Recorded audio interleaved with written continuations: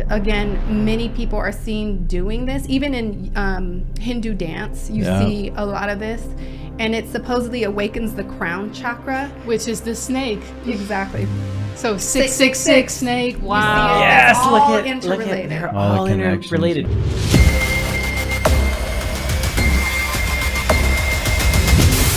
What's up, everybody? Thank you for joining us at LED Live. We have an awesome show with our special guest, Blessings Wynn. She's going to tell us about how she used to be a licensed, certified practitioner, teacher of yoga and meditation and all these things, and just where that journey has taken her, what she's found out about that whole lifestyle, the whole practice that millions of people are being sucked into. I mean, you see this stuff everywhere. So if you're the type of person that believes like, I don't do all that spiritualistic stuff and all I do is just the exercise and stuff, this is a show for you. Please stay to the end. You're not going to want to miss this. That's right. Absolutely. So just to start out, I think I should definitely make a personal statement, and that is that my goal is not to offend anyone. I was a practitioner. I was sucked into yoga. I was devoted to the practice. I didn't understand that there was a spiritual component to it. I thought that it was just exercise. I didn't see a problem as a Christian doing it, and I didn't see it as a problem if you were secular and you weren't Christian. I just didn't see that there was anything to be worrisome about. And so it's really important that I make that personal statement that this is not a picking on yoga or its roots of Hinduism. This is just more of an informational package so that people who are partaking in it understand what they're stepping into, because it's not what they're being told. There's a lot of undisclosed information that you need to know. And I believe in a God that practices informed consent. Amen. My God, the Creator Yahweh, He does not say to anyone, you are my servant, and it's that way or no way. Right. He says you have moral autonomy, you have the right to look at this doctrine, you have the right to accept it, or you have the right to walk away from it. And not so in the demonic realm. And so we're going to go into that. If you're eating something and I know you're allergic to nuts and I say, look, it's on the package right here, nuts, I'm doing that out of love, not because I want to hurt your feelings. And you really like that brownie. No. I don't care how much you like it. I want to tell you that there's something harmful in there. No. And this is, again, it's not to attack where Hinduism comes from. It's not to attack India or Indian people. I love Indian people. I loved my time in India. I love how sweet-natured they are. This is about a practice and a religion or a cult that's disguised as a religion and something that's good for you, and it's something that can lead you to quote-unquote salvation, but self-salvation, and it's not true. So honestly, if I had been given the information at the front end of my contract, I would have had an informed consent to participate. Unfortunately, none of that was presented to me. Everything that I was given was diluted and basically bastardized so that I was left blindfolded and walking in obedience to something that I had no idea was demonic. Wow. And again, this is not an offense to the culture or the group or people.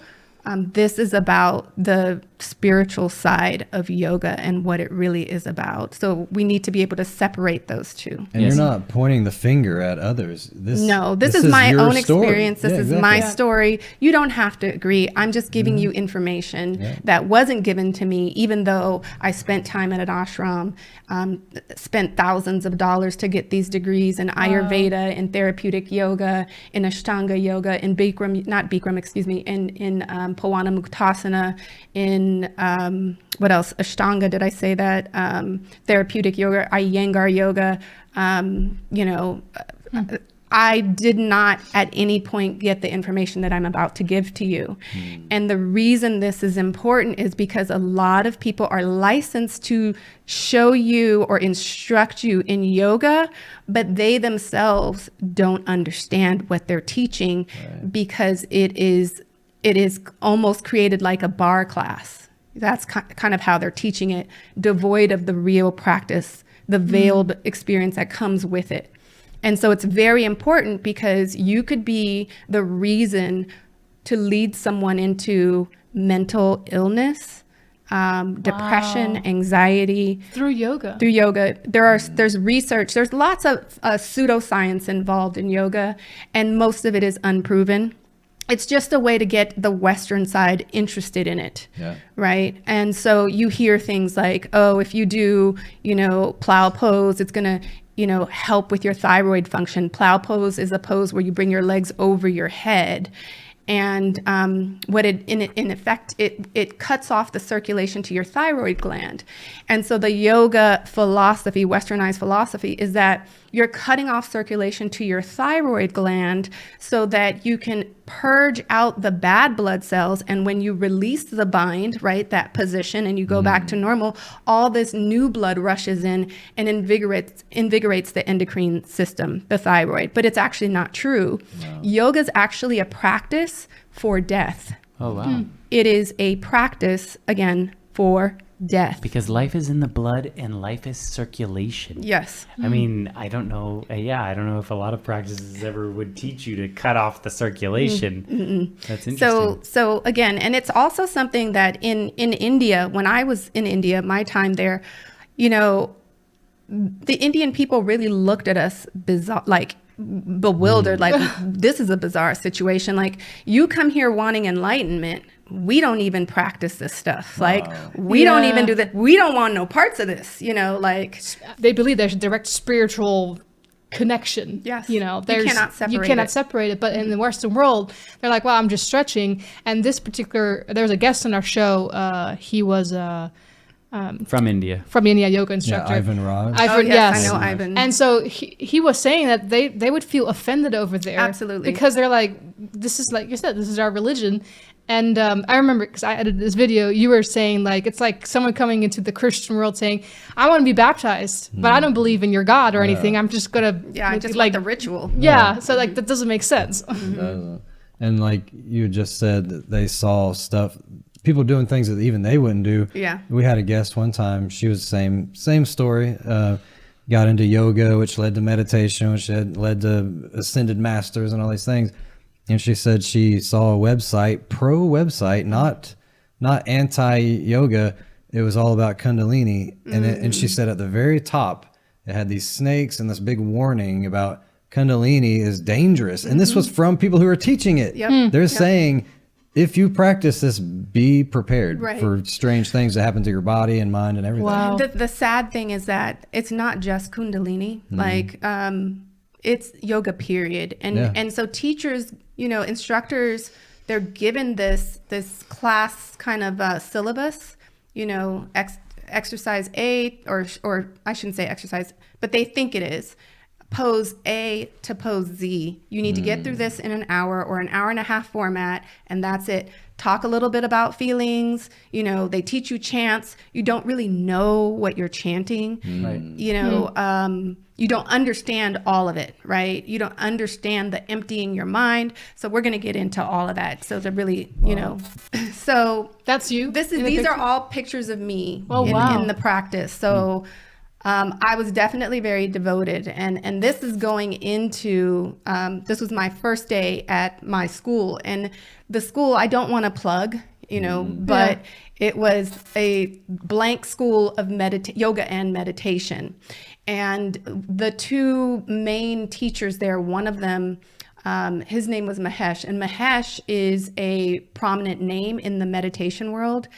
And it is said that his great-great-great-grandfather, I believe, was the Maharishi Mahesh, who basically taught how to get into transcendental meditation. So this is 3 generations. Which is using yoga to get there. Using the methodology of Patanjali's 8-limb path. We'll get into that. Okay. So I'm here, and the reason I ended up here is because, again, I was teaching at all the prominent, the high-end clubs, so like your Club Sport, Equinox, the Studio, Yoga Works. I was one of the teachers to this day. If you look me up online, you're going to see, Blessings Win or Blessings Robertson Win, and it's going to immediately take you to yoga. Wow.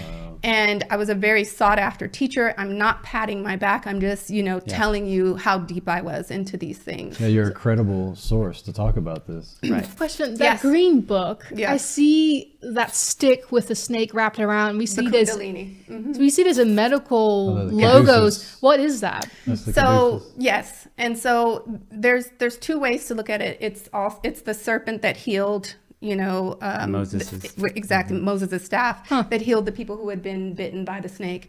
But then it's also been taken in the Gnostic world, and it represents secret knowledge. It's a rebranding. Yes. Yeah, I'll tell you that Right. Moses, the rod with the serpent on there in Moses' day, it didn't have two, and it didn't have That's true. wings. That's Yeah. the caduceus. When you look it up, Yeah. that's Mercury holds that in his hand, and it That's says right. that he's Yeah. the guide of he's So the he's the god of healer the underworld. Yeah, the god of the underworld. He Yeah. heals the wicked people and stuff. Like he's Yeah. the guide of the And he has the dead wings and- on his helmet. Yeah. Yeah. And the So place these are in some it, of the textbooks Yeah. that are on my table. This yoga journal was actually made by my yoga guru at the time that I was under, and that would be the Kundalini Shakti. Okay. So she is representative of that serpent that you see, the two Ah, serpents, okay, right? okay. So one is Shakti and one is Shiva, Yeah. and you want the Kundalini energy to rise up your spine,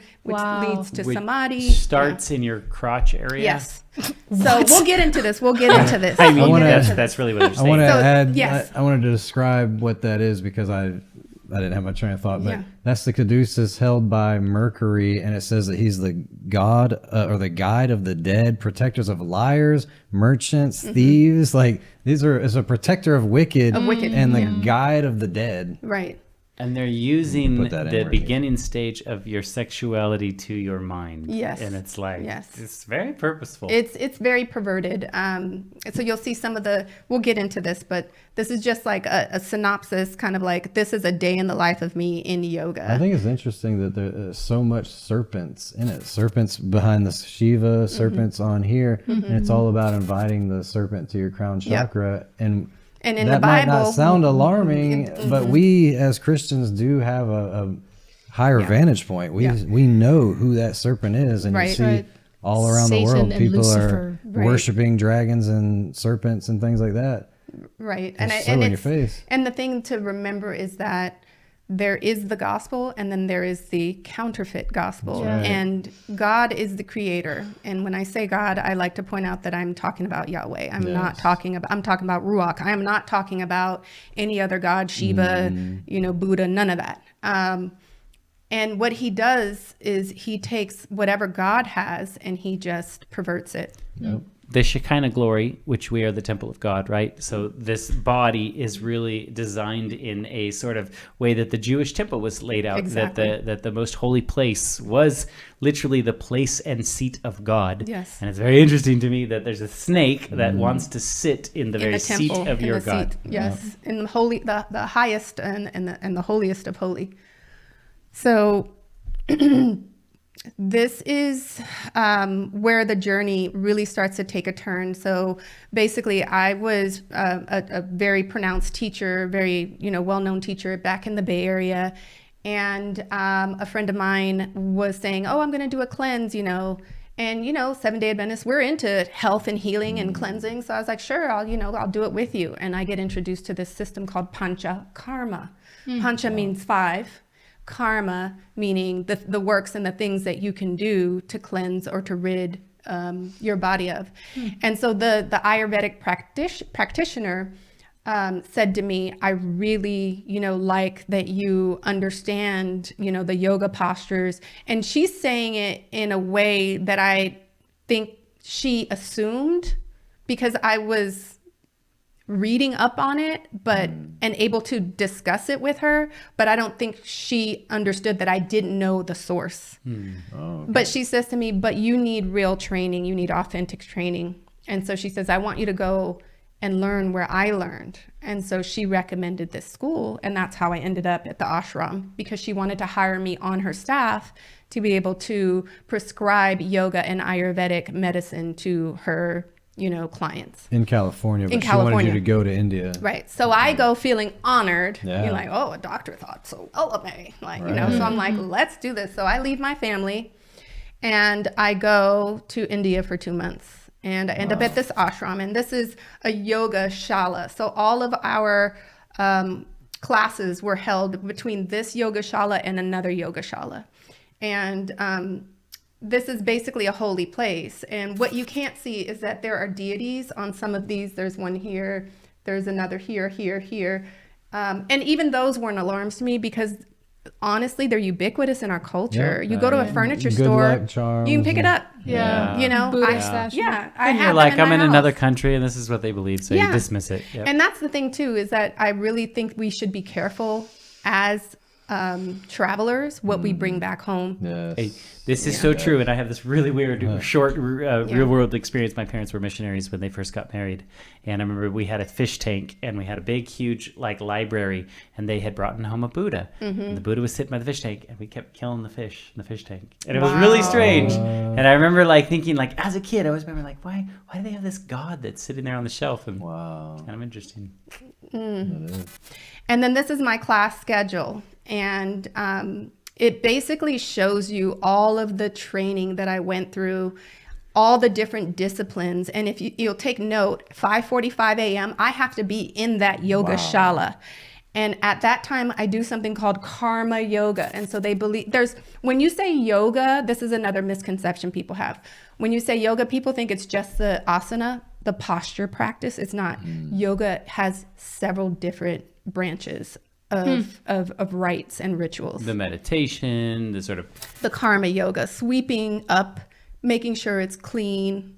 So can I point this out? Yes. What if people had this kind of tenacity with religion? I agree, 100%. Like studying the Bible or something like this. 100%. You know what I mean? Yeah. Where would we be if people, whatever, you guys are just, making a big deal about it, or you No. want us to study the Bible all day? Yeah. People do this all day. And I think it's really important to point out that people are comfortable, society is comfortable trashing Christians for their beliefs and their doctrine.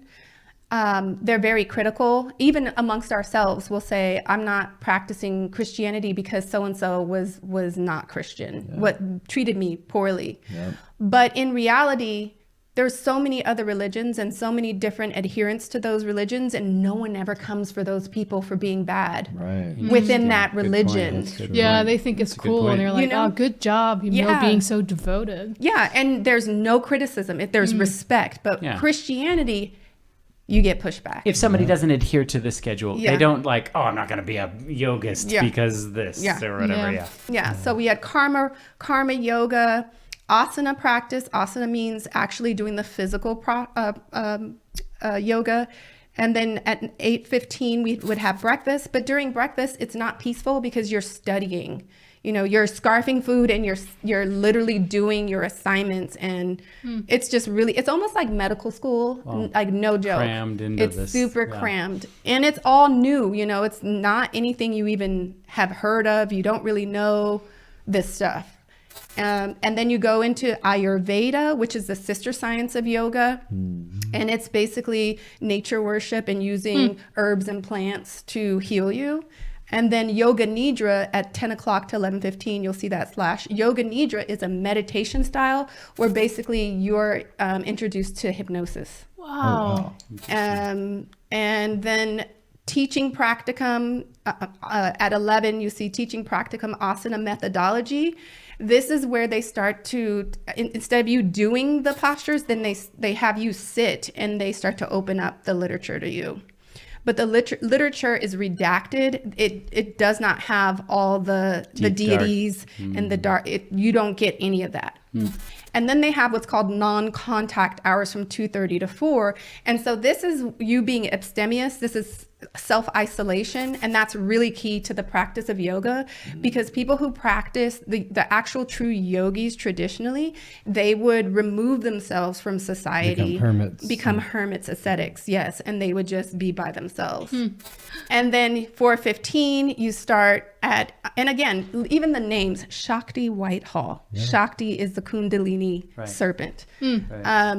4:15, you start pranayama, and this is a breathing practice. This is how you control the breath, okay? And that's super important because you don't have to do yoga, the physical yoga. You could do the yoga breathing and still get the kundalini. Is that what we keep seeing popping up, the breath work? Yep, breath work. That's basically connected to yoga? That's absolutely what it is. Oh, interesting. But it's not isolated to Hinduism. You find it in all cultures. You even find it in Wicca. So when they're casting their spells, they don't just say, alakazam, alakazum, or I don't know what their spells are, but they say it with intention and they say it with breath. So it has to be like intention and breathy because there's power, there's life in the breath. And when you think of this, what did God do to animate us? That's right. He breathed. Life. So what does Satan do? He perverts the breath. Yeah. So then you go to a small break, then you go to yoga philosophy, and this is where you're introduced to Patanjali's Yoga Sutras. And so he was considered the father of modern yoga. 6 p.m. to 6:45. This is meditation, and we would have a roving cycle. Bhagwan Sri Rajneesh was a infamous yogi who came to the United States after being kicked out of India because his practices in meditation were inducing, demonic spirits, orgies, and things like that. He took over part of Oregon and almost succeeded in having this whole community take over a segment of a county. Like a sex cult. Yeah, it was a drug sex cult. I mean, there's a documentary about it. I'm not making this stuff up. You can find it. Bhagwan Sri Rajneesh. He's also known as Osho. So the reason it says bring your flashlight is because you're walking home in the dark, and so you're in this is a lifestyle. Then on Saturdays, God's holy Sabbath, I would be waking up at 6:15, going to do karma yoga again, sweeping, and the then Shiva Hall. Which they make you work. yes, Interesting. yes, they make you work on a day that the Lord says rest. Interesting. And then you're ready again to do your asana. And so you do asana from 6:30 to 8:35. Again, that's the physical form of yoga. And then the rest of the day you spend studying. Sunday is what they call holiday, but you really don't have a day off because if you take holiday, you'll be backlogged and you won't be ready. It's the day of the sun. I was Yeah. about to say, I find that really interesting. worship. That because sun worship is huge in yoga, Yeah, right? yeah, Like we're that gonna get poses into that. toward the sun. And so if you look in history, you can find this, that back in the day, after the Jews, and Gentiles came together and became Christians, the Sabbath was still kept, Yep. according to the Ten Commandments. Even in Africa. Right. Right, exactly. And so then eventually it was the Roman power in collaboration with the Roman Catholic Church that started introducing Sunday. Sunday was more popular. Sabbath wasn't as popular, and boom, things And shifted wasn't to it Sunday. Constantine he was Christian, he was converted, but he still was sympathetic toward the people who worship The pagans. The pagans so worship he the allowed sun. both. Yeah. So he just did it to Appease both parties, and convert the pagans, so to speak. And so it's interesting that we have that history of the sun and Sunday, and you see it here again, that Sunday is the day that is kept even in yoga. Even- The Yep. one day you get Yeah. off. And they make you work. Like there's no Yeah. other work any other day. except Right. for, Like, Work Right. 6 The one days, but day. on Sunday. Yeah. Yeah. So that was our rigorous schedule every day. And this is basically how I can introduce you to what was actually happening in the background of my study, which was that I was opening portals. So this is a photo of me walking through these doors. You would have to walk through this path in order to get to one of the places that we would study. And so this colorful myriad is kind of like, if you could visualize the path to enlightenment. There's all these colorful things. There's all these distractions, but somewhere in the end, you're going to get enlightened. Don't worry. Just keep going. Just keep going, right? All the chakras. Yes. Like, imagery. Yes. And nothing is, by chance, everything is very, very specific, intentional. And then this is one of their Ayurvedic spas that you could go to. And so you could get these treatments. And so people go to India, to this particular part, because Ayurveda, the pseudoscience part, is at top-notch level here. It was invented here.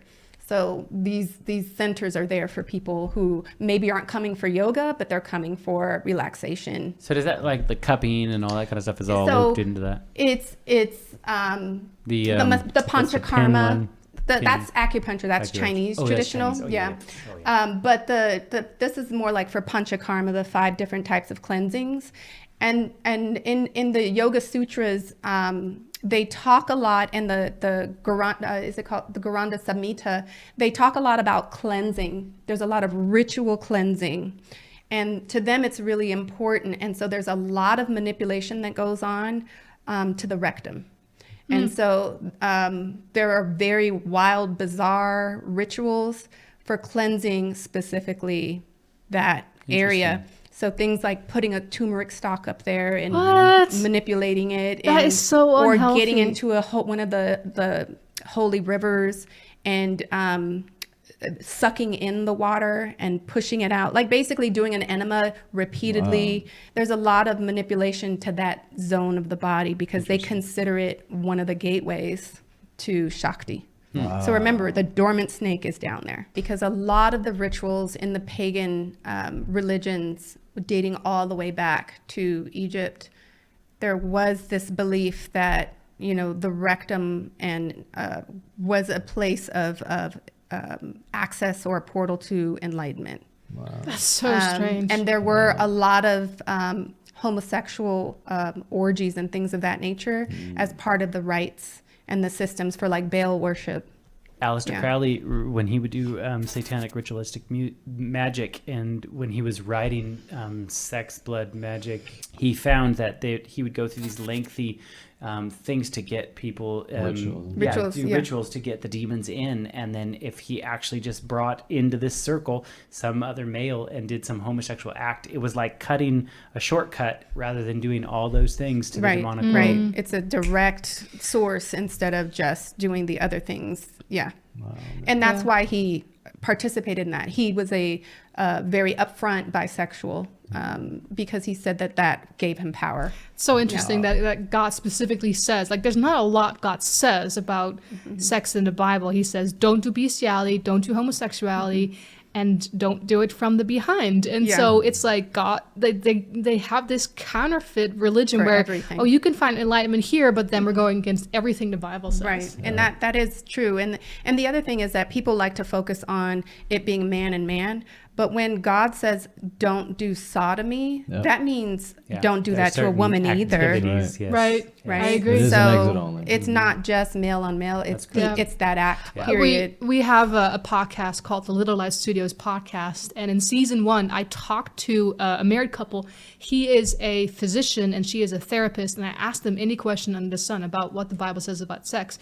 And he's very clear from a medical perspective. It is unhealthy. It is bad for you. You should not practice this. Even if you're not a Christian, he said there's so many medical reasons why you should not be involved in and this. They're pretty obvious. It's a one-way. Yeah. And that muscle, once it's gone, there's nothing really you can do to rejuvenate that muscle. Oh my. So you're looking at a life of diapers. All right, so this is some of the coursework to give you an impression of what types of yoga I had to learn. So Ashtanga is known as Raja Yoga, and that is an 8-limb path. And you can see that on the far left. There's several different series that go into it. Sequence A with Surya Namaskar, which is what you were talking about, the sun worship. And that would cover these first 2 pages. This one is the menstrual series. So this is supposed to alleviate pain if a woman is going through PMS, having cramps. And then there's the Pawana Muktasana series. And so I had to learn 3 different versions of this series. And this is more on the therapeutic side. And all of it has to do with breath. And this one is more focused on the joints. So it's very minute movements, but centered focus. It's something that they call drishti. It's your concentration, and it's small, subtle movements. And then that would be these 2. And then this is for my Ayurvedic Iyengar training. And this was learning how to do sequences specific for a disease. So I had a client who had psoriasis, and so I had to create my own sequence. And so you'll see that I start with Savasana. You can't really see it completely here, which is a corpse pose. You lie on the floor as if you're dead. There's symbology and there's reason for that because it's the reincarnation myth. And then you go into the chanting, and then here you teach people how to breathe. And, each sequence basically would take someone and supposedly cure them from having psoriasis. All right. So question, because some of these poses, it's like that kind of a stretch is a really nice stretch. If you're like working out like crazy, it's not necessarily the pose that is necessarily the problem, right? No, so there's a difference. Context. There's, the body is made to move. The body does need stretching. The body does need exercise. It is fine to stretch. A lot of these poses are similar to the ones that you would find in gymnastics or ballet or just your general gym fitness class, But the problem is that when they are put in this particular sequence, and under the construct of yoga, it is a nonverbal language to the spirit realm, and it is a devotion to the whole pantheon of their gods and their deities. Yes. So what if somebody says, what if I just do something out of sequence, just one? Like, for example, I saw the leg raises. I do leg raises for I know, I do too. abs, That's why I asked. No, I mean, this is literally, there's a breath, there's a prayer, there's a chant. There's a method with it that comes with it. It's not necessarily that I just bent over and touched my toes. No, like you're not going to get possessed just doing regular stretching. So what if I just want to ask the right questions for someone who might be watching. What if somebody says, well, I'm going to do this particular pose. I'm into yoga, but I'm not doing all the chanting and everything like you just said. I just want to do it for the sake of the stretching. Yeah. So we're going to get into that. We're going to get into that because, again, there's a difference between the stretches that you would do for normal physical, relief from tight muscles, and then there's this prescription, and this is a worship and a prescription. So these are some of the textbooks that we were trained in.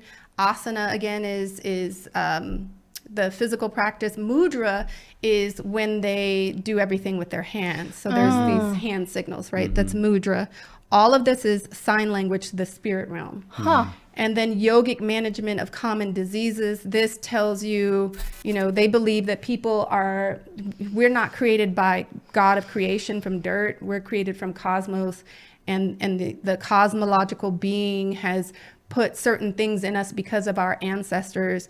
And it's just complex and convoluted and confusing. But basically, you have 3, what they call doshas, 3 heat, because they believe in elements. So like water, earth, Same as in witchcraft. Exactly. Yeah. So it's that is describing that. Then mudras, this is specifically, yoga for the hands. And then this is the guy that I was talking about, that Osho, who took over a county in Oregon. And so he collected, what he did is he went through all the religions and all the continents in the world, and he sought out what do other religions do in order to transcend and go into the spirit realm. And so he collected over 268 meditations. And so this book was given to us for us to, take in and teach to our students. The Yoga Sutras, that would be Patanjali, the father of modern yoga. And then this is more about drishti. This is about your state of mind. These are the mantras that we were taught. And so for people who don't understand, mantras are incantations to the spirits. And there are requests. They are first homage to Brahman, the ultimate deity in their world, in their religion. But a mantra is saying, I want to yoke my spirit with you, Atman, Brahman, and any other deity that I, subscribe to, that I want to worship. And so when you read this, like the first one, Om Sarvasham Sabastir Babatu, when you read this, it sounds peaceful the way they've translated it. Let there be health, let there be peace, let there be wholeness, let there be celebration. But you don't understand what celebration is in the dark realm versus what God intended our And celebration look how to be. subtle and deceptive it is. Let there be. Who Yes. said that? Let there be God light. in Right. Genesis. Yeah, so you could read this as a Christian and be like, oh, this is just like, quoting the Bible. Right. Okay, so I have a theory on Yes. this. When God created Lucifer, he created him to be the one that really told the rest of the people about who God was, right? was the In light fact, bearer. That was his job, right? He was Yeah. the light bearer. And so God and his purposes would bring Jesus into his council, and Satan's upset that he can't go into the council with God and everything, right? And then that whatever they were planning to do, they told Lucifer. Lucifer then would have told the other angels would have went out to the creation and told everybody else, right? So Lucifer is designed to tell you something about God. He cannot operate outside of the way that God designed him. All he did was bent it. Yep. So he's still operating like God intended him to build. Yeah. He's just bent. He's just twisted. He's just twisted. It's a Look what different it even narrative. says. Lead me Yep. from the. False. Are you going to read that? Yeah, lead me from the false to the truth, from darkness to light, from death to deathlessness. So that's that whole theory of reincarnation, right? But that's literally like the story of the gospel. Yep. Like, lead me from false to truth, darkness to light, It's from death to it's eternal almost life. like the prayer that when they asked Jesus, how do we pray, right? Yeah. Let your will be done. Yes. Peace Yes. on earth and, Same Yeah. thing. So these mantras are things that literally we had to memorize, and you had to open every single class with this mantra. Wow. You'd have to sing this. And the reason is because you're setting the tone and you're inviting the people who you're worshiping, not the spirits, not people. You're inviting the spirits into the practice and the devotion because you're about to do a seance. Just like starting church with worship music. Yes, and exactly. inviting the Holy Spirit to be a part of Exactly. your organization. Yeah. So, like I said, 12 to 14 hours of training, meditation. This is when we're doing theory. So this is all the philosophy that's involved in yoga. This is some of the Iyengar. This is for people who are disabled maybe or elderly, and they need additional accoutrements like straps and blocks. So they teach you to even address that population. This is more of the same. So there are inversions or different postures that are said to activate different chakras. So they're teaching you the ins and outs. This is me leading class. And again, this is when they're teaching you. This is more like student led, and this is This is all in teacher led. India? This is all India. Wow. And all these people are not from India. Nope. Well, two they're people from all were. over. Two people in my group were from India, but everyone else was from All different everywhere. parts. Wow. Yeah. So again, these are my certifications, so you know that I'm not, just pretending to say that I did things. So that's my core power yoga certification. That's more of an Ashtanga style. This is the School of Yoga and Meditation, and this is holistic yoga teacher training with an Ayurvedic approach, and this one is yoga therapy teacher training. And so I was so into this. These are my kids. And again, they're naturally flexible too. Like, I've never met anyone who can put their knees together and Go that direction. And go that direction. My kids were naturally flexible. And so for them, it was easy. And they would see me practicing and getting ready for my class, because you create your own sequences, and they would imitate me. And so here I am indoctrinating my Training up your children. Wow. Right. So this is just to show you how devoted I was. And again, I was teaching at the best clubs. And this is like part of the sun salutation series, and I included this because here you are slithering like a snake on the Right, floor, I know. Bowing down. down Bowing to down. the sun salutations. Exactly. Yeah. And you're getting ready. This is a transitional pose, but you're getting ready to come up into the cobra pose. So the serpent pose. You're a snake. So my life was yoga, from medical practices to teaching. I was sold out. And in the far left, you can see me doing an Ayurvedic treatment. This is part of the Panchakarma. You could see me holding my hands in the mudras. On the bottom, that's actually my mom, and she was getting a basti. And basti is where they put a medical oil on your knees to, quote unquote, rejuvenate it. Here I'm doing corrections on a student. Here, this is, yoga cooking classes, or yoga classes and cooking classes. This is me really studying. And this is this was required every Friday night. We would go to the beach and meditate at sunset.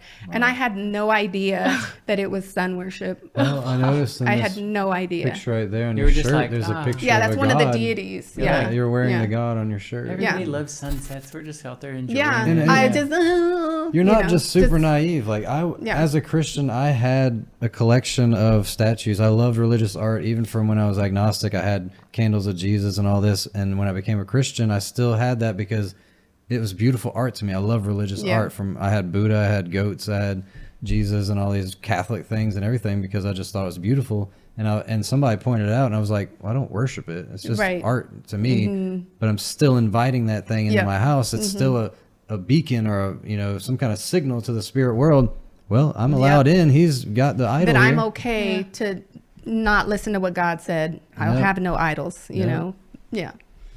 So I was just completely ignorant that I was practicing spiritualism. And so, again, you could see me. This one, the second one up top, is one of the structures in Hanuman temple, the monkey temple. And below, this is me at the monkey temple after the priest took me into a back room and blessed me. With a dot on your forehead. Oh, and put the dot Can you and explain what open that my third means? eye.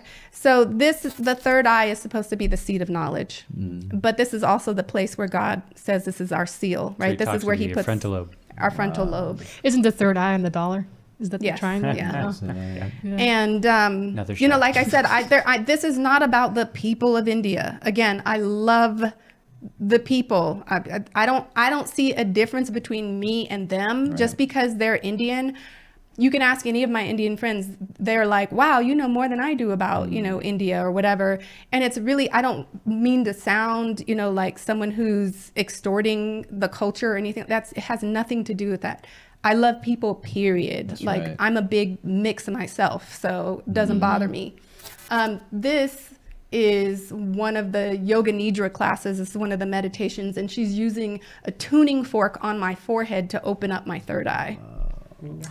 So can you explain quickly what is the third eye? Because I just So brought we're it gonna up. we're gonna are get you gonna into get it. We're there? gonna Okay, get there. okay. I'm And really again, curious. Completely sold out. This was who I was. Yeah. And again, I just want to say I love the people, has nothing to do with it. My point is that no one ever told me that I was participating in mysticism. I never got that option to say, yes, I'm in, or no, I'm good. Right. And again, I see the people of India as my brothers and sisters that God created. So it has nothing to do with the people. And so how did my world come to a complete halt where I started to stop and really look at, what was I doing?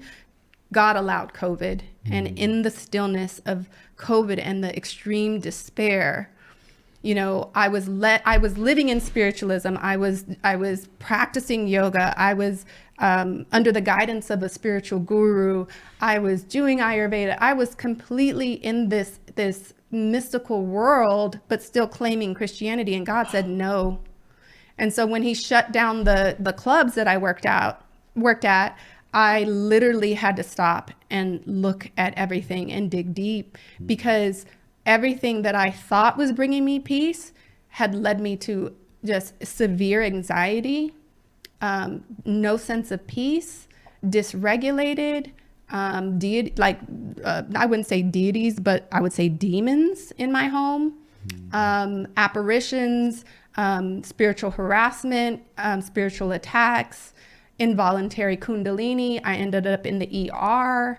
One attack dropped me down, and whatever spirit was banging my head on the floor, like for what felt like 2 minutes. And I could hear my husband saying, "What's wrong? What happened?" screaming. But I could Are you hear. actually hitting Yes, your head on the I floor? could hear him, but I couldn't. I was taken So was it over like by the spirit. possession? Yeah, I was Wow. taken over by a spirit. And when I finally was able to talk, he says, "I'm taking you to the ER." I said, "They won't believe me." Yeah.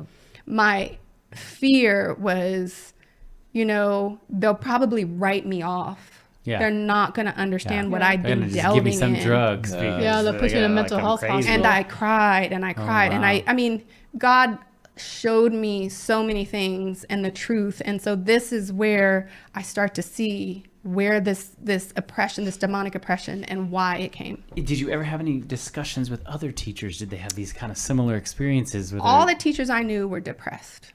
Wow. So I Really- wasn't about to start talking to them That's about my life. really and it's not a interesting. judgment, but all the teachers I knew, I didn't know a single happy.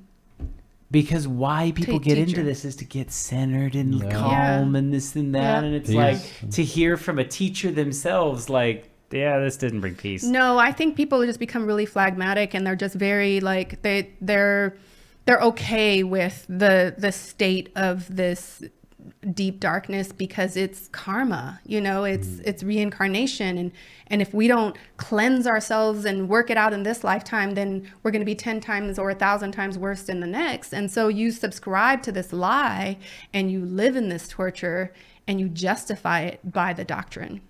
It doesn't make sense. Have you ever heard of the guy Stephen Bancars? Yeah. So when I'm hearing his story and your story, you guys were very prominent figures and had a voice in this community, and I just praise God that he got your attention, because think of if he never got your attention, Right. how many, you're an evangelist for Satan. Yep. Basically, Yep. how many people would have been like, well, Blessing's Yeah. a Christian. Yeah. She does it. Well, So you were Well, and Christian, they okay, were. you Yeah, know? I was raised Christian. but you were a Christian throughout This the whole yoga time. Oh practice? yeah, Yeah. I didn't.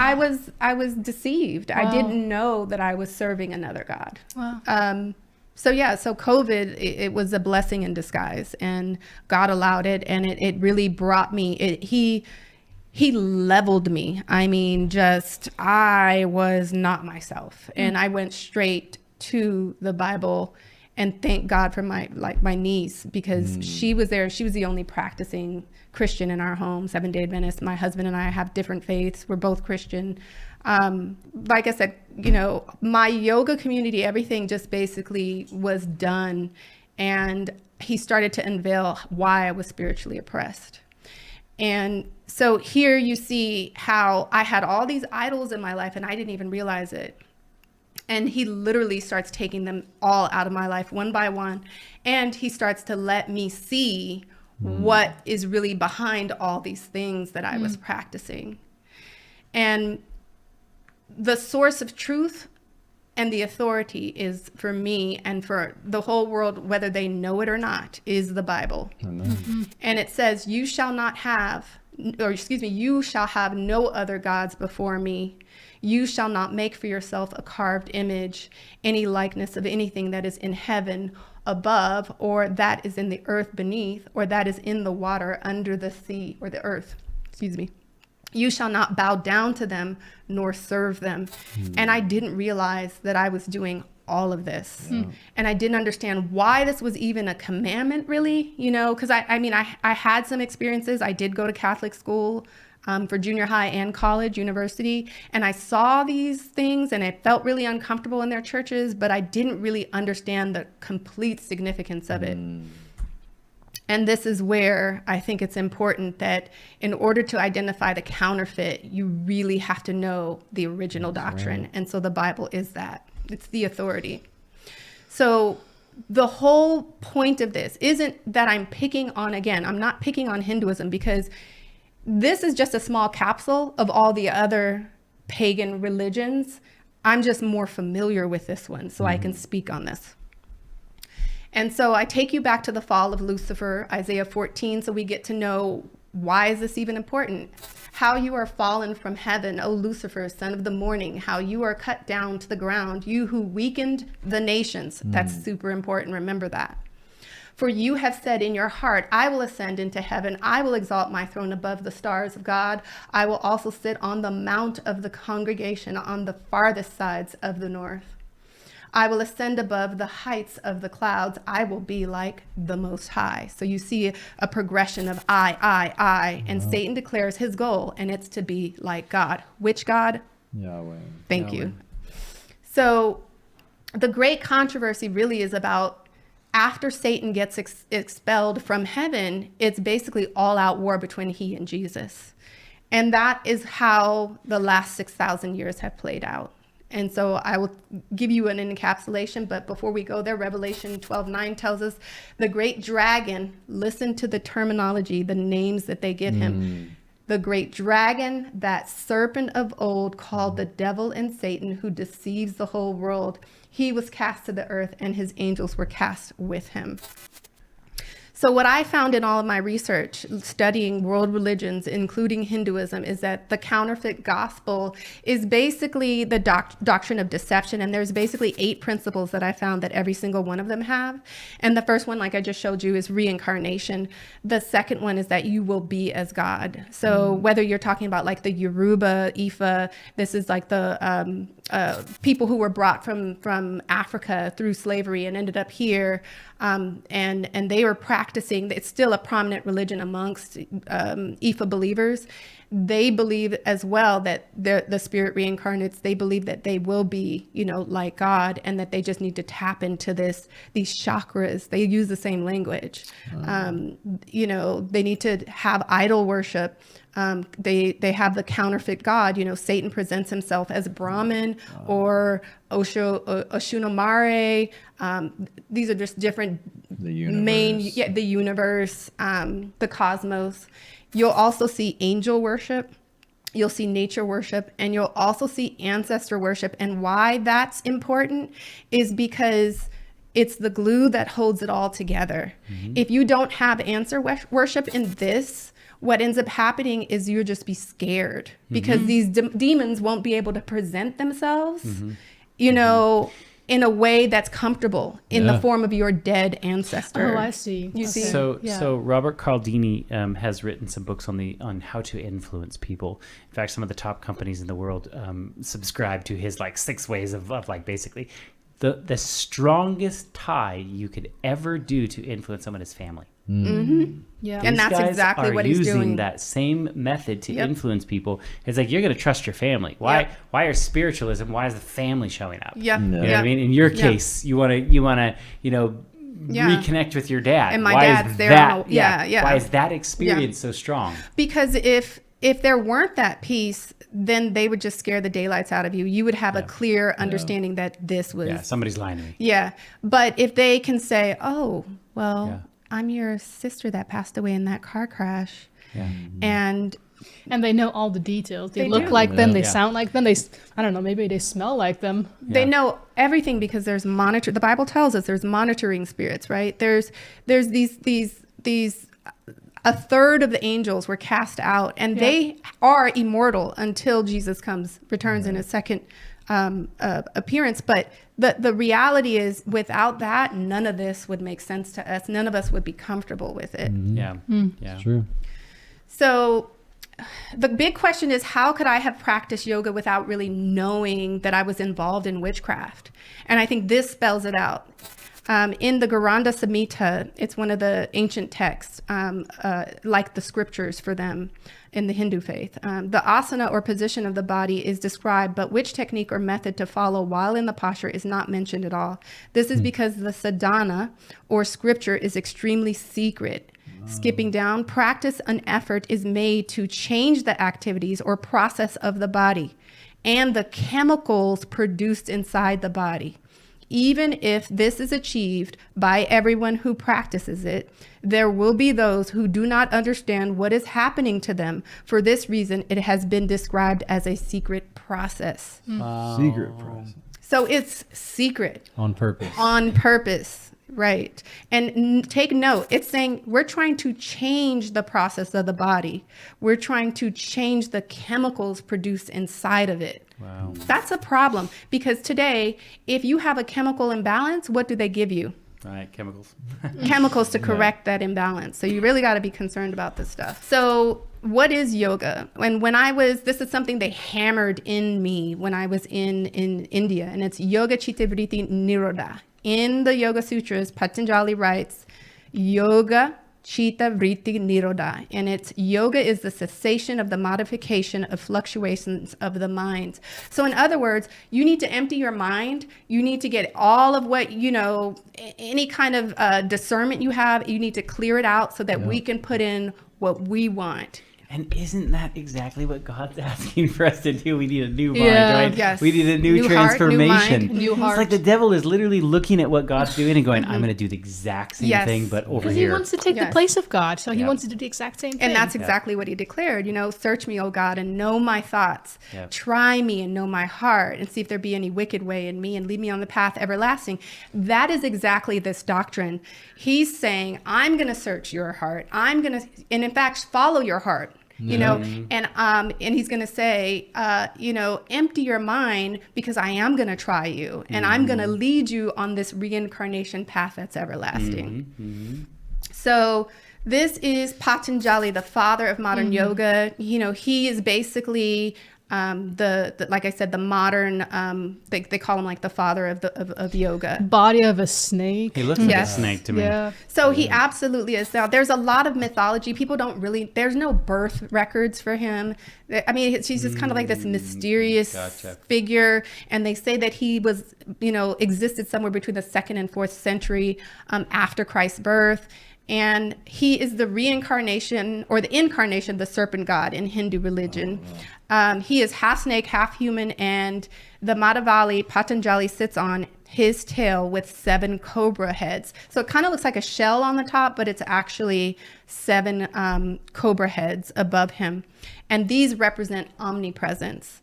What I really want you to pay attention to, though, are these 2 figures here. Sun worship. You have a star and you have a crescent moon, and that's the hallmark of pagan worship. And where do you see that exact star? You see it as part of the Jesuits logo. Oh, yeah. That exact star, it came into being during the Dark Ages when these different Protestant reformers came out, and the Jesuits were called in to be almost like a secret service today. Exactly. To counterfeit the Protestants. They would infiltrate, sabotage them. yeah, infiltrate Protestant churches and try to turn people back to paganism. And the Roman Catholic Church. It's and true. so obviously, like, we see a lot of and I'm not speaking against Roman Catholic people. No. I was baptized as a baby in a Roman Catholic church. My grandparents were Roman Catholic their entire life. My grandpa's still alive, is still a Roman Catholic. I'm just pointing out Their hearts are pure. yeah, exactly. There's so many beautiful Roman Catholic Christians. I'm just pointing out like what we can actually see, and this is just his history. You can just find it. Yep. So I bet you if you went back in time, I mean, this is probably the symbol of Babylon. This is the symbol We're of... going you know there. what I We're mean? going Okay. there. Exactly. So these demons have outlived everybody else, and they're just putting their stamp on different cultures. And so when you look at this, you find out that yoga is actually religion. And if you break it down, it says Hatha Yoga. Ha means the sun, and the means the moon. Hatha Yoga is also known as Yoga Asana.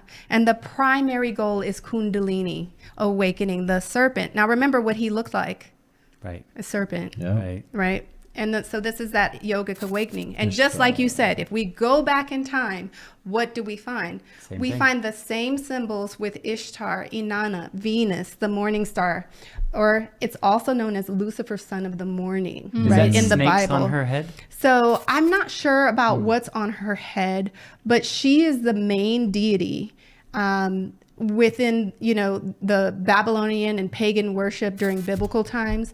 And so you find her in Mesopotamia, Samaria. You find her all over, spread through the Middle East. You find her, she's just repeated and reinvented. And so you'll find that with many of the different gods. And so you'll also see her star in that form in modern day, and you'll also see it in this form. Yep, the And hexagram. yeah, people aren't just going to spontaneously come up with this stuff, guys. Yeah. Right, No. right, Yeah. right. There no, no. is Not a an coincidence. author. There Yeah. is an author. Yeah. Okay. You can't have this kind of thread of consistency through history No. and there not be some No, sort of because purpose remember, with they it. didn't have technology the way that we have it. They didn't have internet. So I could literally start a religion and a cult right now, and I could have an adherent somewhere in Egypt, Yep. and they would be worshiping Yep. with me. That's not how it went down back then. But here's the beauty of God. You can look at the Bible and you can see through these different cultures, thousands of years, Yep. different things. You see the golden thread of how God worked with all these people, and it's still the same today for us. Those Yep. truths are true back then as they are today, and the devil's just counterfeiting this. Yeah. Constantly. Wow. So again, biblical accounts, you see the sun and the moon worship. You see that Baal, you see that, his emblem was the sun. And then you also see Ashereth, the moon, and he's named many different things. These are the scriptures that relate to this account. And so as we know in the Bible, it talks about how God is telling, Paul is telling the Israelites, those who are basically, becoming pagan and such. He says, you're rejoicing in these idols. You're creating these cakes for your goddess, and so these are all the rebukes that give the depiction of what was happening in biblical times. So yoga is ancient mysticism and nature worship. So you see basically that what Kundalini actually represents is the sun and the moon coming together. And so they believe the sun is in the base, right? In the crotch? In the crotch, basically, Okay. at the coccyx bone, in the genitals, basically. And that there's a channel that runs up the middle of the body, and that these snakes need to connect, intertwine, and once they meet at the top, you have this enlightening or this awakening. And so it's symbological, but it's also what they're practicing in the spirit, literally and theoretically. So what are those chakras, those little circles that you see? So going those up? are supposedly energy channels. So as the snake, the Kundalini serpent, rises up the spine, it hits every one of these circular zones. And when it hits that zone, you're going to hear a certain tone, and you're gonna feel a different jolt. I find it kind of creepy when you say that you hear a different tone, as if You like do. the You hear spirits are music. speaking. Oh, it's No, you hear music. I was music. thinking like maybe like the spirits are speaking to you. So when I had my Kundalini experience, and I didn't understand that was being worked on me with my guru, we did these undulations and these, breath work, this pranayama, and I felt it immediately in my genitals, this overpowering sensation that feels orgasmic, but it's cosmic. Like it goes beyond, it feels like it's going beyond you. And then as it climbs up and hits different points, it literally makes a different sound. But no one was touching you. Nobody's touching me. That is scary. And then it hits your head, and then you're transported to this for me, it was a completely black place. And it was quiet, and it was peaceful, but it was oddly pitch black. Oddly dark. Oddly and pitch that's black. interesting because it starts with the sun and it goes to the moon, to light to dark. Yes. And so exactly, you're very There's a perceptive. lesser Light light. to dark instead of dark. And to so light. Wow. the practice is also to invert. So you see that he's literally turning the gospel upside down. Wow. You'll see that. Instead of being enlightened. Yeah. Wow. So here's Surya Namaskara. So a lot of people think that the first a series that they do is just a warm up in a yoga class, but it's actually called Surya Namaskara. It's been translating into English as sun salutation because it sounds a lot more friendly than the direct Sanskrit translation to English would be sun worship. Oh, wow. And so Surya on the far end, that is the solar deity in the Hindu faith.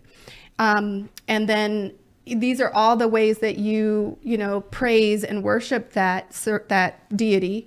And this is Shiva, Lord of Yoga and Lord of Dance. You can see that the serpents are worshiping the disc in Egypt. Isn't that interesting? The Urus, that's what that snake is called. Those are cobras. And then you can see that yoga was also practiced in Egypt. Oh, wow. And Shiva has a moon next to his Yep, head. we're gonna There's get to the that. snake. There is the trident, like this is what Satan. because it was so fascinating when I edited that episode with Raj, who pointed all this out, that there's so many similarities of Shiva with Satan, and these are just some of them. Oh, we're going to get into it. So, from whom did yoga originate? Lord Shiva, among the great deities of Hinduism, most personifies the practice of yoga. You will see the picture of him from at a temple where he is seated under a tree of knowledge. And Shiva is the god of knowledge, and so he is crushing the male child. Does it ring a bell, male child? And as you can see, there's always a serpent with him, and then there's always a trident, a pitchfork, a trident, you could say. And then his feet, as you can see, are bovine feet. Bovine. The cow. In other words. Oh, okay. So, like cow, is that what you say? Cow? Yeah. Like Yeah. Baal or something? Yeah. And most of those temples of Dakshinamurti form of Shiva, they are built facing the south because he's a south-facing creature. In other words, the devotees have to face the sides of the north. I will ascend the sides of the north above the clouds. Be like the Most High. So when a person is practicing yoga, they are linking their mind with Shiva's mind. So Yes. that came from the Book of the Dead. Yep, Book of the Dead. Wow. And so the Tibetans also have a Book of the Dead. Wow. And the Bible has the book of the living. The Exactly. life, yeah. Why Yeah. serve a Good God life. of Yeah. the dead when you're, God is So living? that's what you're following. You're following a practice of death. The whole goal is to get you to Crazy. kill yourself. Yeah. And that's why these And to people are accept that depressed. the darkness is okay. a death and It's a rebirth. death Just and a rebirth, passing 'cause you're from one only gonna life to another. reincarnate, Why yeah. wouldn't you want to die, you know? So as you were just speaking, we're going into the moon's symbology that you see in the actual Shiva. And so Chandra is the name of the moon. It's the moon deity. And you could see it on top of Shiva's head. That woman that's head is popping out of his, if you notice, she's actually a serpent. So that's him in a state of Kundalini. Oh, wow. And if you notice his face, he's kind of smiling. And his eyes are closed. Yeah, and you can see that he has a crescent moon at right between his eyebrows. He also has the Chandra right up on his head. And then he has the snake on his side called Vasuki Naga. And he's the serpent god. And he's supposedly someone who, in the Hindu mythology, this deity was very devoted to Shiva and didn't allow him to get poisoned. There's a lot of convoluted mythology. But anyway, so the snake stays with him. But it's like the snake is on the brain. Yes. The snake is on, Yes. coming out. The snake is like literally behind him. Yep. The force behind him. Yep. Wow. And so this in yoga is Ardha Chandrasana, half moon pose, and it venerates the moon.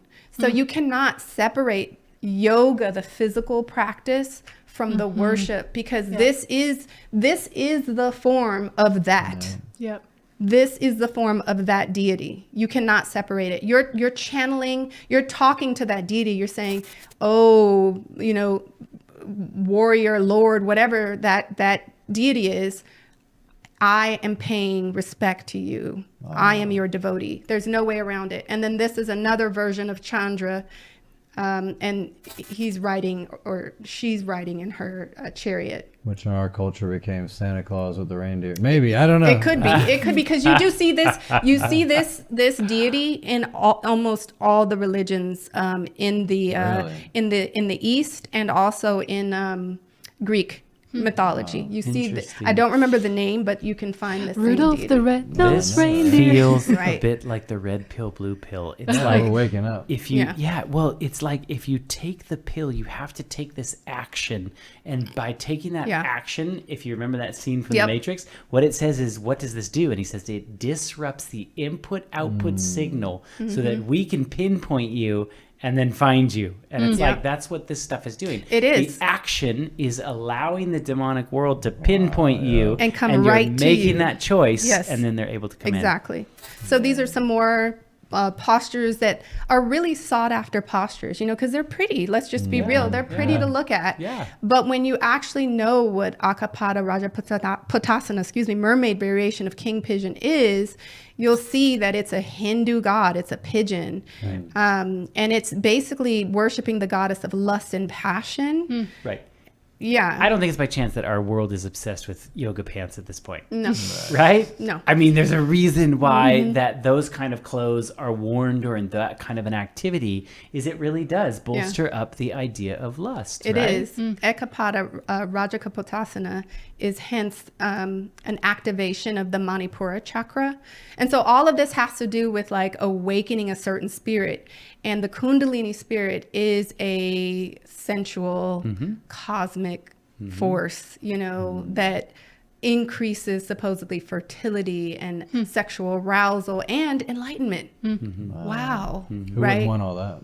And then you have Lord of the Dance pose. There are different variations. This one I'm basically doing somewhat of a bind. I'm taking my foot and putting it in the bend of my elbow, but oftentimes you'll see it where someone's grabbing their foot with both hands behind their head, and it venerates, again, Lord Shiva, the Lord of the Dance, the Lord of Yoga. Satan. And so, you move on to Anjali Mudra. A lot of people, even we do this as Christians, we'll often go, thank you. And, we don't realize. Send little praying hands. Yes, praying hands. We don't realize that this is it's a mudra. It's another way of you never seen the talking Bible to the about put spirits. your hands together and Well, pray? No. Yeah, I've never really thought of the emoji like that before. Why isn't it like this? Because isn't that So they kinda how do you have would another pray? one like this. Oh, interesting. Have you seen that? But that may be honoring whatever faith does that kind of a thing, Yeah, like Muslims right. or whatever. But yeah.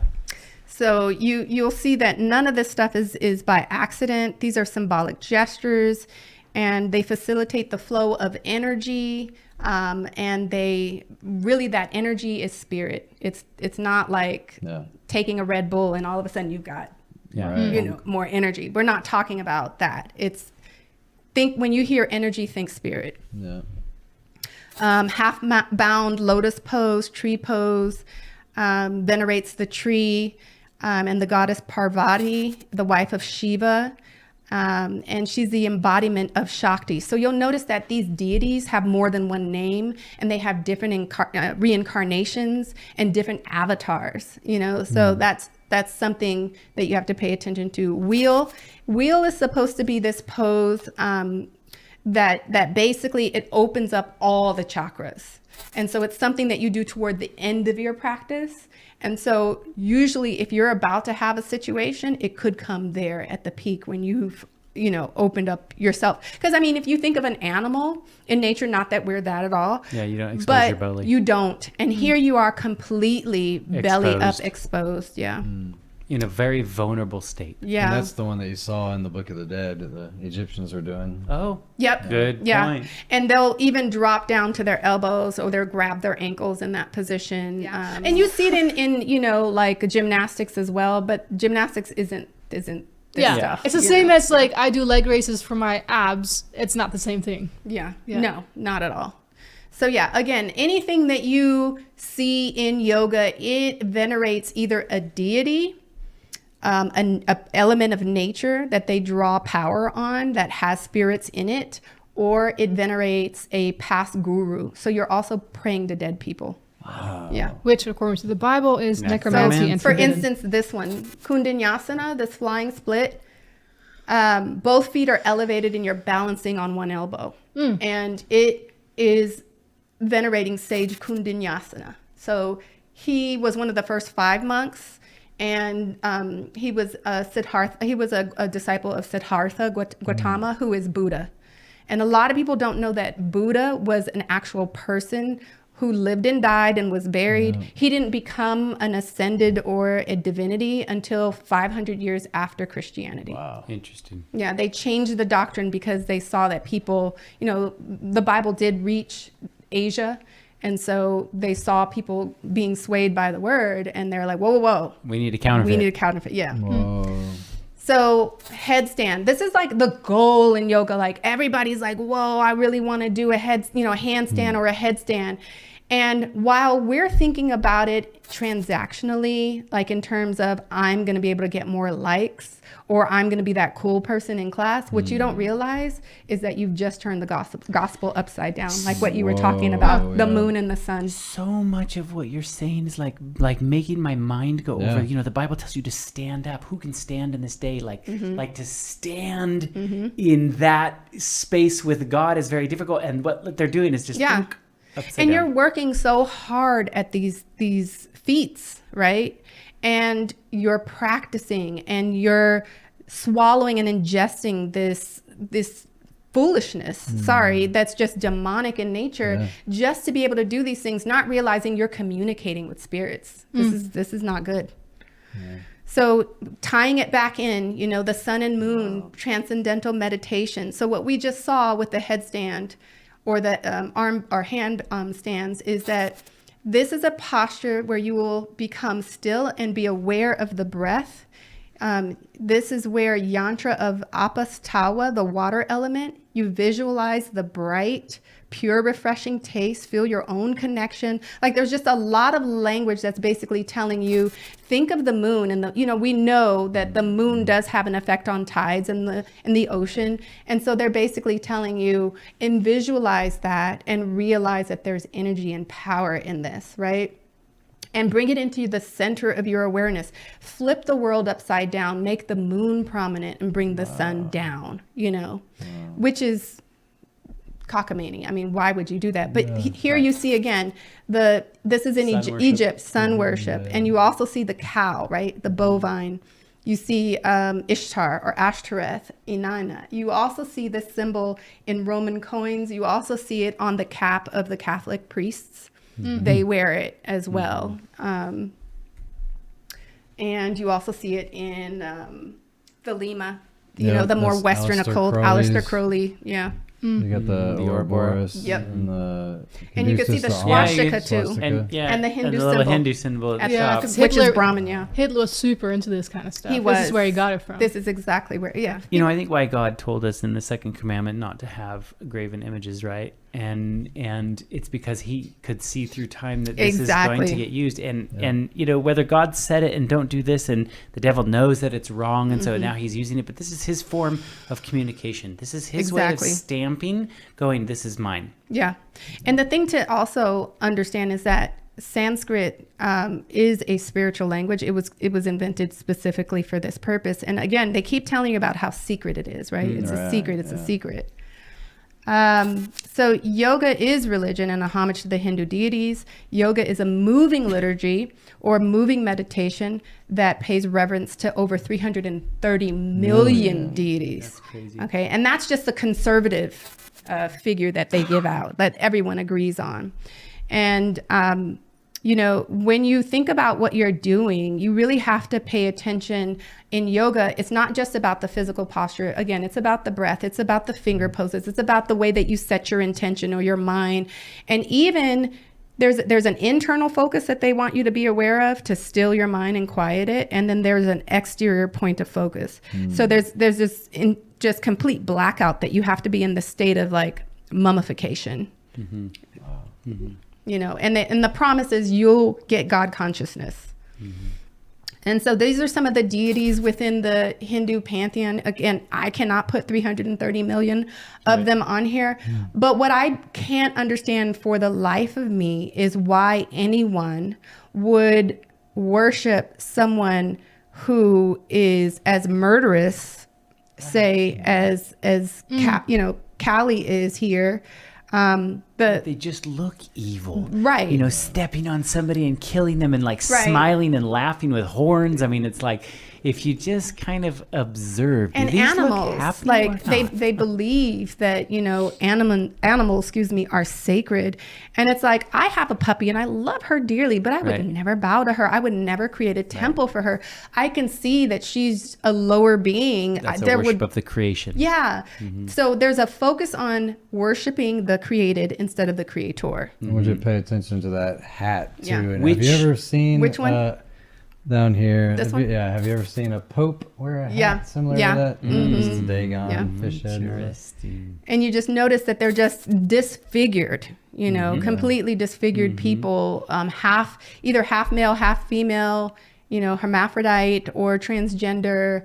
They'll be half animal. They'll have extra arms. It's just wild. They're all kind of always holding something too as like a distraction tool. Yeah. You know what I mean? It's like, here, pay attention to this and this and this and this and this. Even here, you see the hexagram. star, the hexagram. Yeah. So it's all messages telling you, look, this is dark stuff. This is not, Bambi?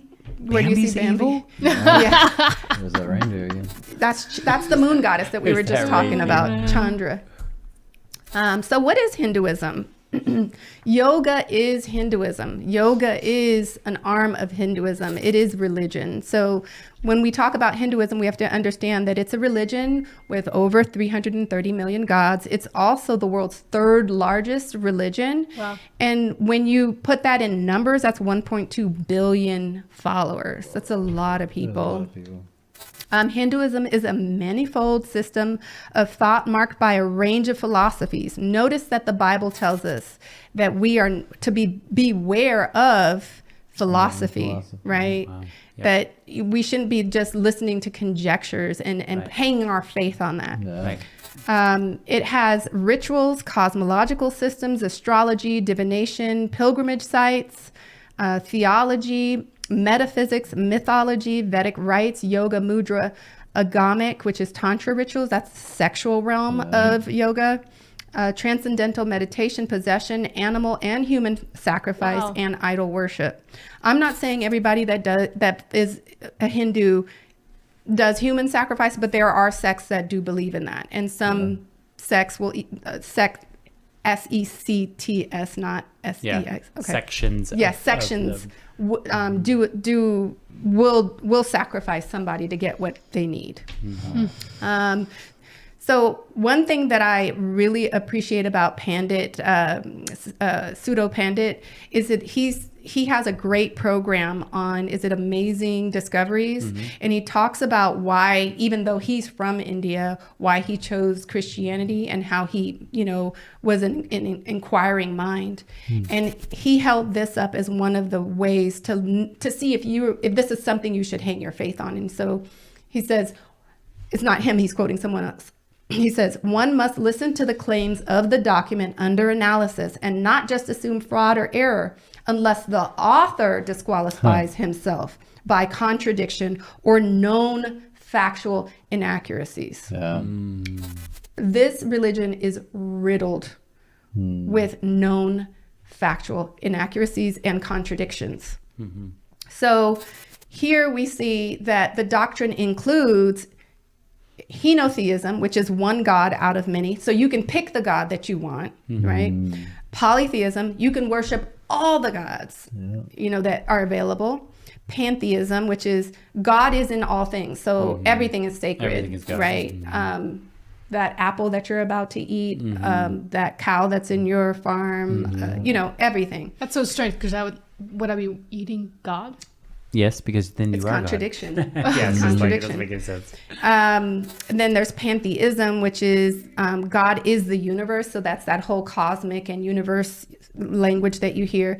It also includes agnosticism. So people who claim they don't have faith, but they can still be a part of this faith system. It includes atheism. So yoga is atheistic in nature, right? They don't really believe in God. They believe they are God. So it's different. Right. There's monotheism, worship of one deity, right? And I don't see how one doctrine can have all of these different things unless you're casting a broad net and you're trying to catch everybody. So in other words, it's basically relativism, Universalism too. whatever's God to you is God to you. Who am I to say? Right. And the God in me salutes the God in you. Right. That's what they The say. namaste, Namaste. exactly. So it's contradictory, full of known factual inaccuracies.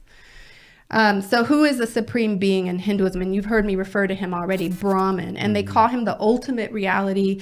They say that he's the cosmos, the universe.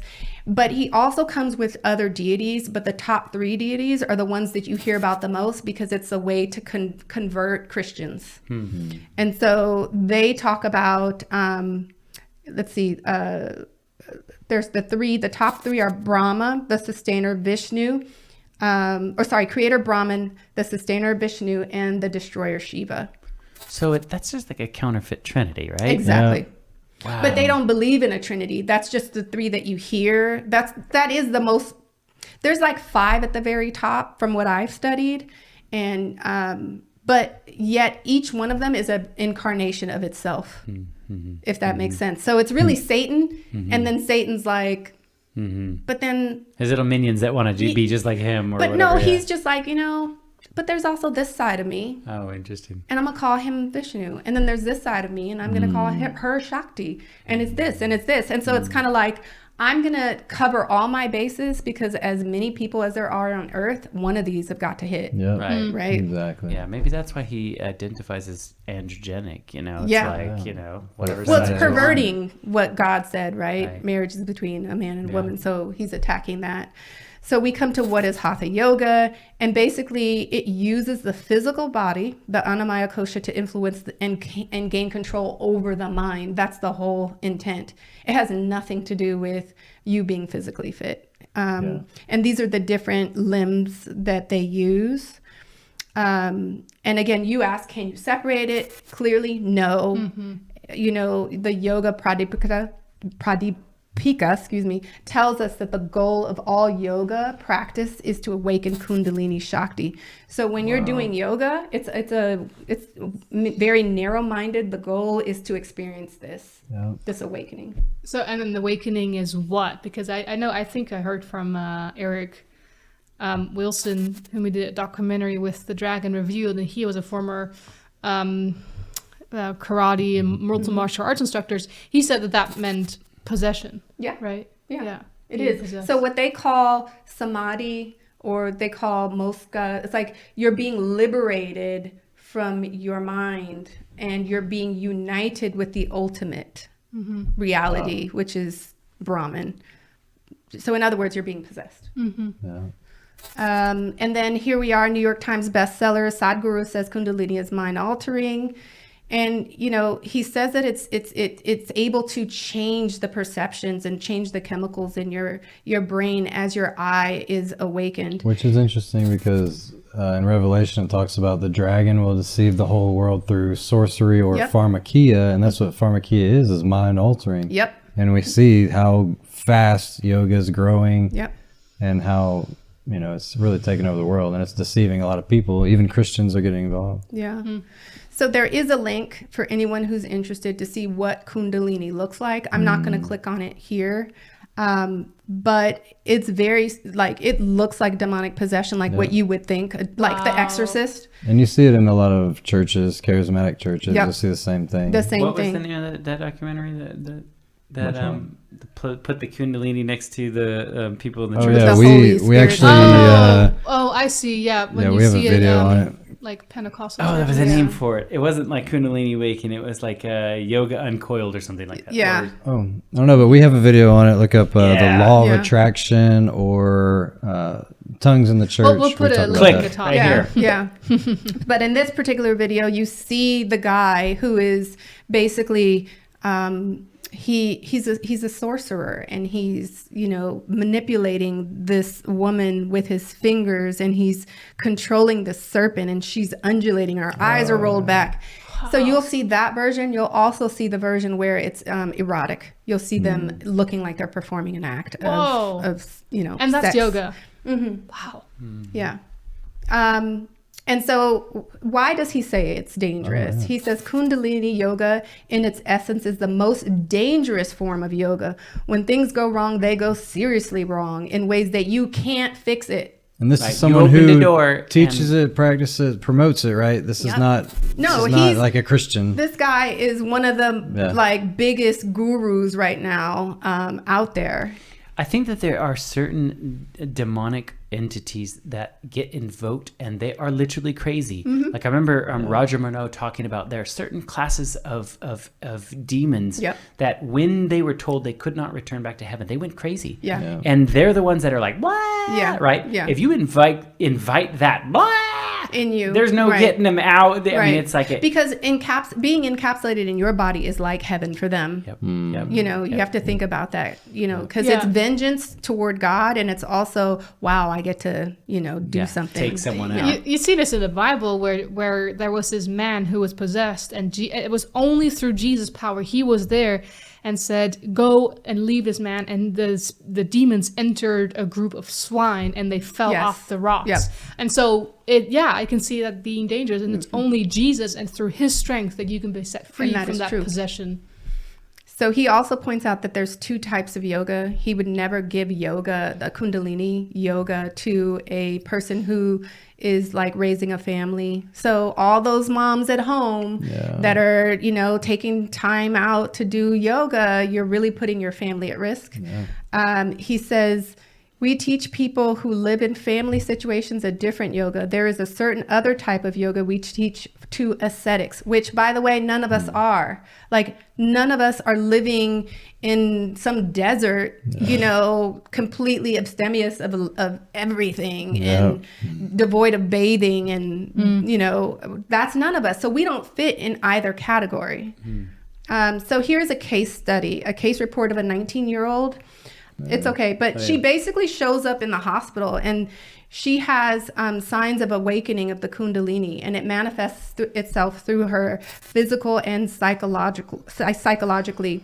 And some of the things that she reports is that she's feeling this vital energy in her body, you know, and that it's coming from an outside force, and she just feels like she's the recipient.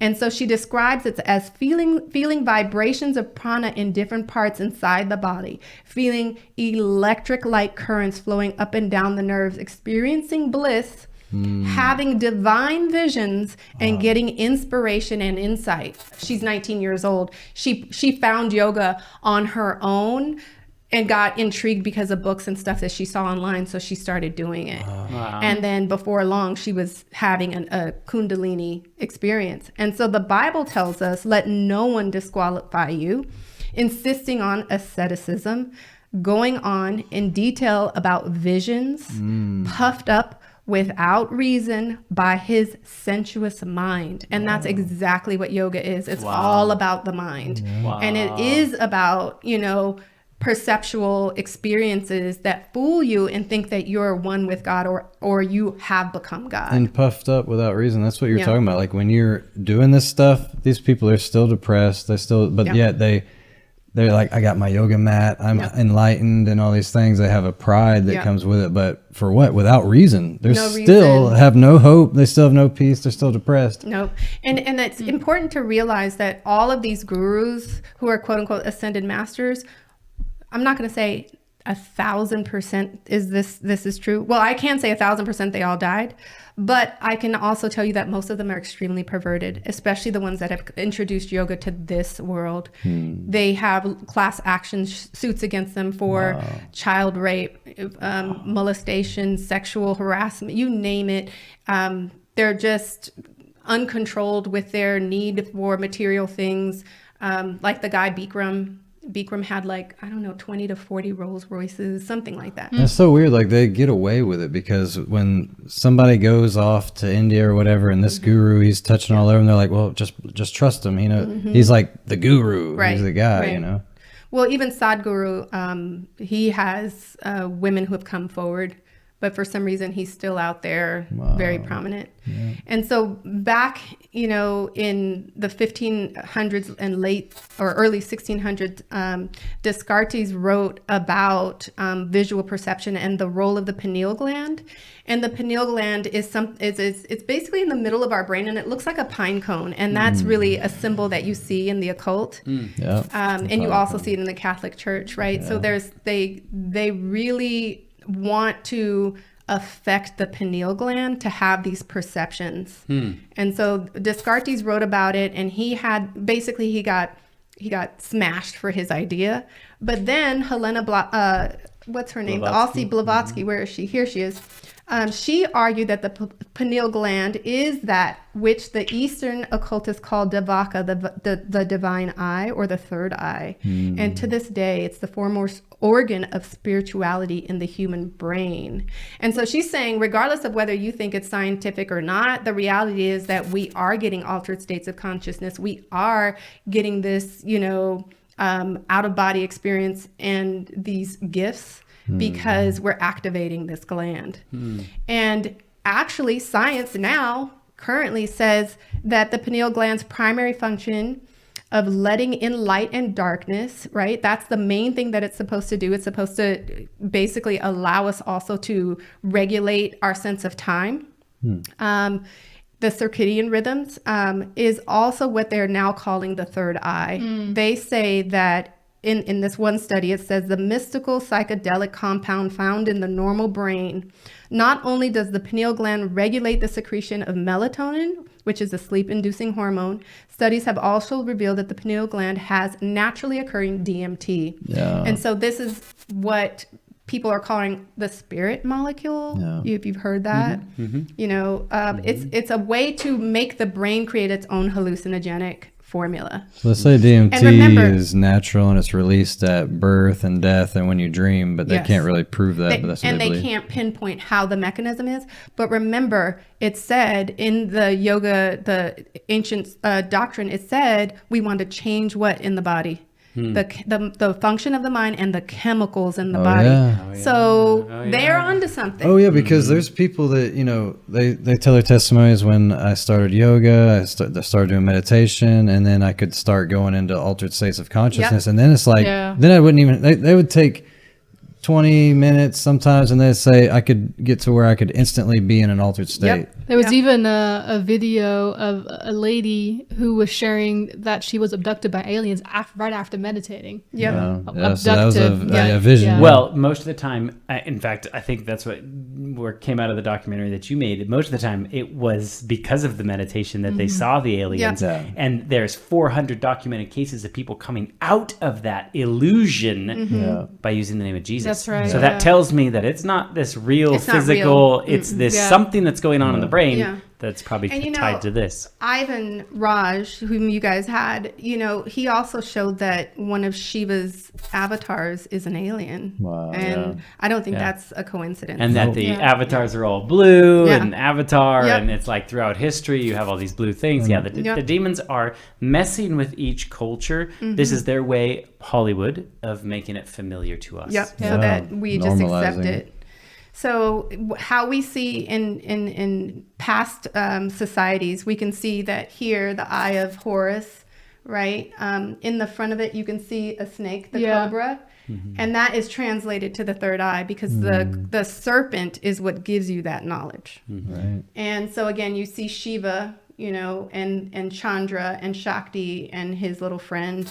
So this is going back to that same case study. And it's just talking about, you know, the girl's experiences and how she was feeling. And she's saying that she's hearing voices and that they're telling her to follow orders in her day-to-day activities. And so she no longer is in control of her body. She's now just completely, you know, mummified or zombified, and something else is orchestrating her life for her. She no longer eats. She no longer sleeps. She's just up doing yoga and pranayama breathing. What? Wow. Yeah. So over months, she also expressed to have experienced eternal enlightenment. And she initially, her family members also believe these experiences to be the outcome of her yoga practices. However, the change in the patient was not seen as a deviance, but as an impact of yoga practice until she stopped eating, speaking, interacting with others, and was found frozen in sustained postures requiring medical attention. And that's when they took her to the ER. Oh my. So this is what people are playing with, and they don't realize it. According to Rama, Kundalini is thought to contain latent energy and memories that could be personal and transpersonal. The modern way of understanding this is saying that basically you are using the unconscious mind. And in 94, one of these prominent gurus, Sivananda, he wrote, the spiritual basis for Saraswati says that some people who have awakened Kundalini get in contact with their unconscious body and see inauspicious ferocities, elements such as ghosts, monsters, etc., or get other perceptual phenomenal experiences. So that's what you were just talking Aliens. about. Yeah. Aliens. Yeah. And a lot of people, we're seeing a lot of this, like people who've had the experience with aliens are seeing their dead relatives and Yeah. stuff. Like they'll say, I boarded a ship, an alien abducted me, I went on a ship and I saw my dead grandpa and Yeah. stuff. Like it's always this connection with familiar spirits, the necromancy, Yep, communicating with the exactly. dead. And this is that same thing, just it's been fixed for the culture Yeah. and the story that he's promoting. And so this girl ends up basically, you know, impaired judgment, absent of insight. They had to actually diagnose her with schizophrenia. Wow. Yeah, and Over so yoga. she was catatonic subtype. She was then prescribed risperidone and lorazepam. And by the way, she never got cured. And these are real. These are real actual case things. studies, and that case study came from India, from a medical Indian journal. So it's not even someone who's against. You know what I mean? Yeah, it's it's of their the culture. Man. So let's talk about cities, because this is something people don't understand. When they're doing yoga, they're getting these quote unquote gifts, and they're called cities, the paranormal powers. The success of Hatha yoga depends on attaining the 18 cities. And the cities are associated with psychic or paranormal abilities. There are 8 great ones, right? And they say basically you can get anything out of thin air. It's called manifesting. Yeah. Don't Law we of hear attraction, Oprah, all those people. Exactly. You can achieve clairvoyance, telepathy, clairaudience, where you hear things that aren't, there. Psychokinesis, where you can move things with your mind. So, where's my phone? And I just move it over here. You can also levitate. You can shrink your body to an atomic size. Teleportation, ability to live underwater. So that brings me back to like these people. That sounds who like do, Marvel Yeah. or but doesn't DC. it- But think about that guy who does all those crazy magic tricks and stunts, yeah, and yeah, he's yeah. underwater. Oh yeah, David Blaine Yeah. and Yeah. some of those people. Yeah, I mean, underwater for there's how can somebody Yeah. humanly do that? No. Chris For how long? Angel and Oh, it's like hours, if Yeah. not days. Yeah. You can't hold your breath No, for you cannot. hours. Your body you'd be So devoid of oxygen. it just makes me wonder, like, how Satan does that. You know, I think it's all the illusion Yeah. of power and like like God when He sends somebody into vision, right? They're like not breathing, and I mean, there's supernatural phenomena that are happening Yeah. there. Legion And- could break chains. Yeah, I mean, he and was just Satan's a like, normal oh guy. wow, that was pretty powerful, and a lot of people are going to believe it if that supernatural thing happened. Yep. And during this thing, so he's making these supernatural, feel concrete. fictitious things happening. I mean, they really, I mean, if you can, do those some of those things. I mean, that's not natural. You gotta attribute that whatever he's telling you Right. is true to something. yeah, What's and he will interesting- tell you where you got it Exactly. from. Look, we can get some of this from the Bible. So, the ability to break chains and stuff. Teleportation. Satan did that to Jesus. He took him up to a mountain. That's took true. him up to a high temple and all that. But he can do but that God stuff. also used that power for the Philip.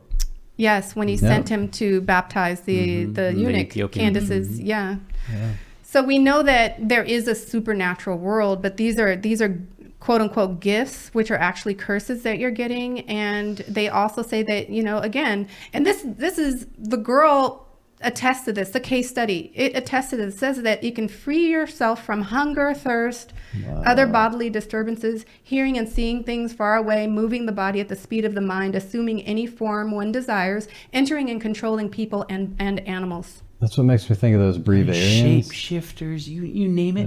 Like this is what modern movies are made out Yep. of. Yep. And we're just getting massaged. Yes. Yeah. It's preparation. So this just goes over Raja, yoga. It's basically Ashtanga. It's employing the 8 limbs of Patanjali, all the things that I touched over the beginning, And the thing that happens is that yoga is very addictive, and people start to think, oh, that's the power that I have. But we have to be very clear, that's not your power. These are powers that are coming from the divine universe, and it's his power. It's Satan's power. And so when you yoke with him, he allows you to share in it, but he can Comes turn at a on high you. cost. Yeah. Yeah. He can easily cause you a problem and they go, oh, you want some healing? Well, he'll tell his buddies, hey, stop Put bugging some him. crystals Yeah. on there. Yeah. Yeah. And So you think whatever you're doing here is actually Yeah. healing you, but it's just But it's them not. removing and giving you the problem. Exactly.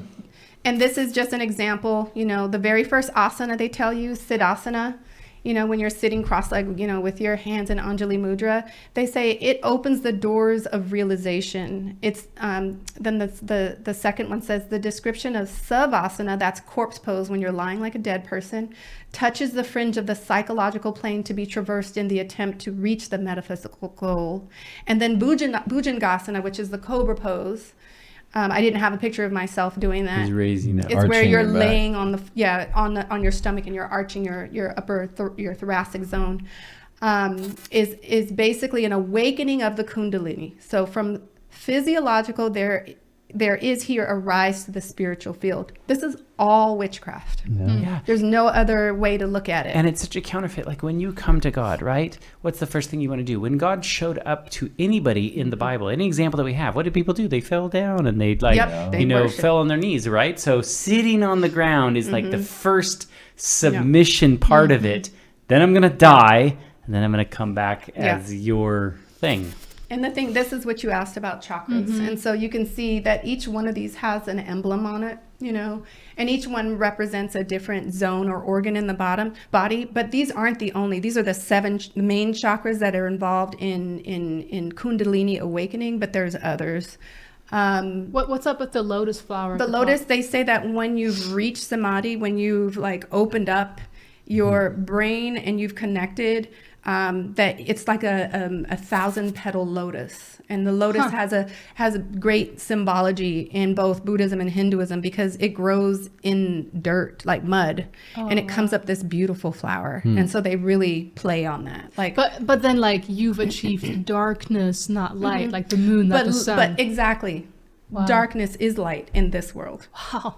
And remember, the scripture says that. Yeah. Right? Whoever calls darkness light, light and darkness. Bittersweet. Yeah, or exactly. sweet bitter. Isaiah. Yeah. So again, mudras, what are they? It's sign language for the spirits. So, they're nonverbal modes of communication with deities. You're playing with, inviting the weirdest of things. These are all my hands, and I can't believe that I was able to do that first one. How many pieces of art have you ever saw in any sort of art from 16th century stuff? Jesus, Buddha, everybody did that. The Jesus Baphomet always has this one and that one. Yep. How many celebrities have you seen this? Yep. All the rappers and everybody else is doing it. I mean, dude, it's like literally the same. They're telling the signals spirit world. that They're you thinking see. the spirit. Exactly. Yep. That's showing you and stamping who their God truly is and who they're connected to. So are mudras just postures? Are they just gestures, or are they actually postures and an invocation? They are. Each finger represents a different element, and you'll see that they're into the elements, right? There's that whole nature worship. Well, the same thing happens in the occult, right? With the pentagrams and the hexagrams, and each, angle points to a different element. So when you start to make different combinations with your fingers, you're invoking those energies, which are actually spirits. So the one that you asked about, prana mudra, that you always see Jesus in Gnostic art, in Catholic works, you'll see him using that. And the reason is because prana mudra, it's said to be one of the most important mudras, because it's going to give you life and vitality and awaken things within you.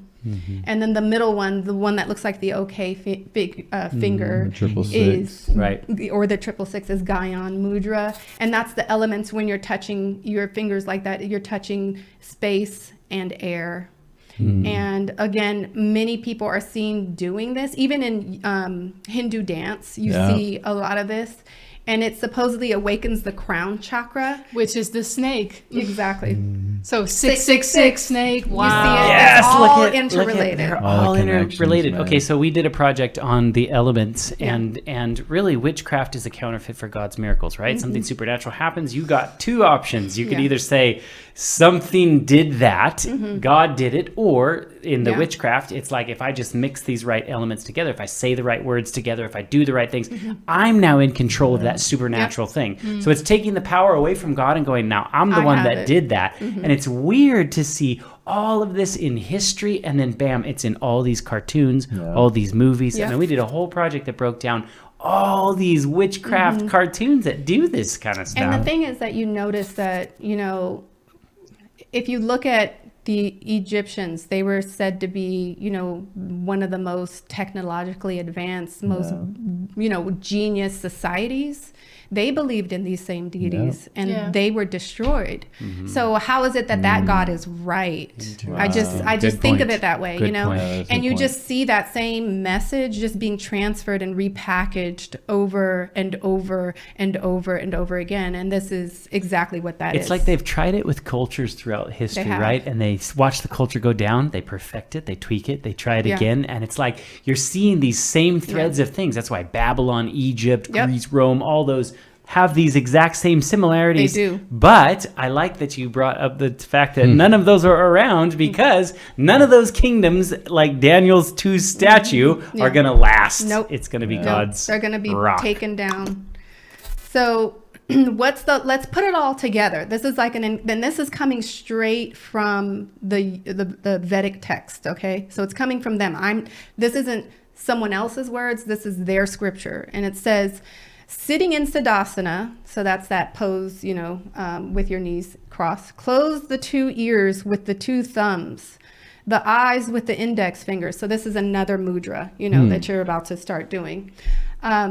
The nostrils with the middle fingers, the upper lip with the 4 fingers, and the lower lip with the little fingers. Draw in the prana vayu by kaki mudras and join it with the apana vayu.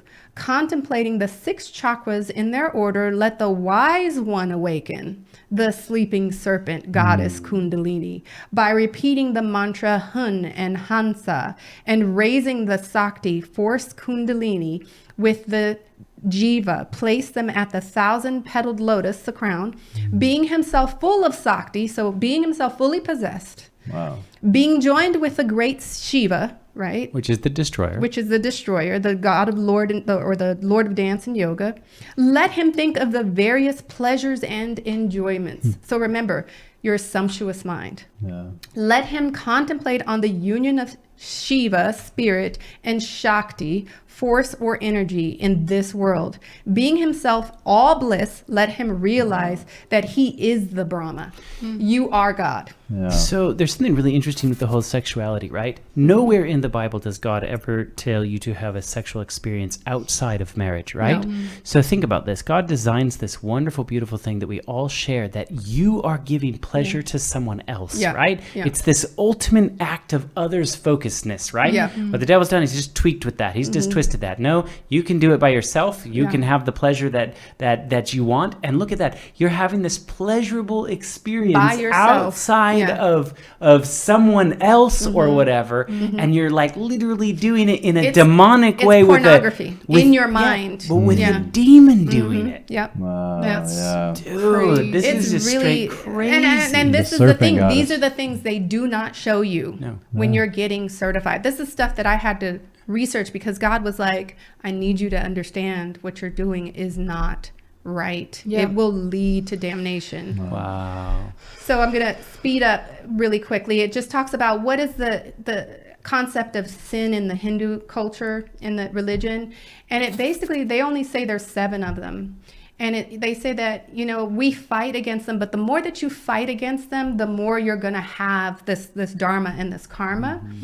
And so the first one is lust, which I find interesting because the whole Wow. Kundalini thing is lust. So Yeah. what are we, it's again, contradictory. Yeah. Then they say it's anger. You should never be angry. Look at some but of the all their faces of gods those are gods. angry. Right, right. They say greed. You shouldn't be greedy. Law of They're all attraction, greedy. manifest. right? Manifest law, but you're on it. Yeah. And then they say attachment. We shouldn't be attached to anything, but isn't doing this whole practice a Yoking. form of That's what it's called. attachment? Yeah, Yoga, being you're yoking. one with everything. Right.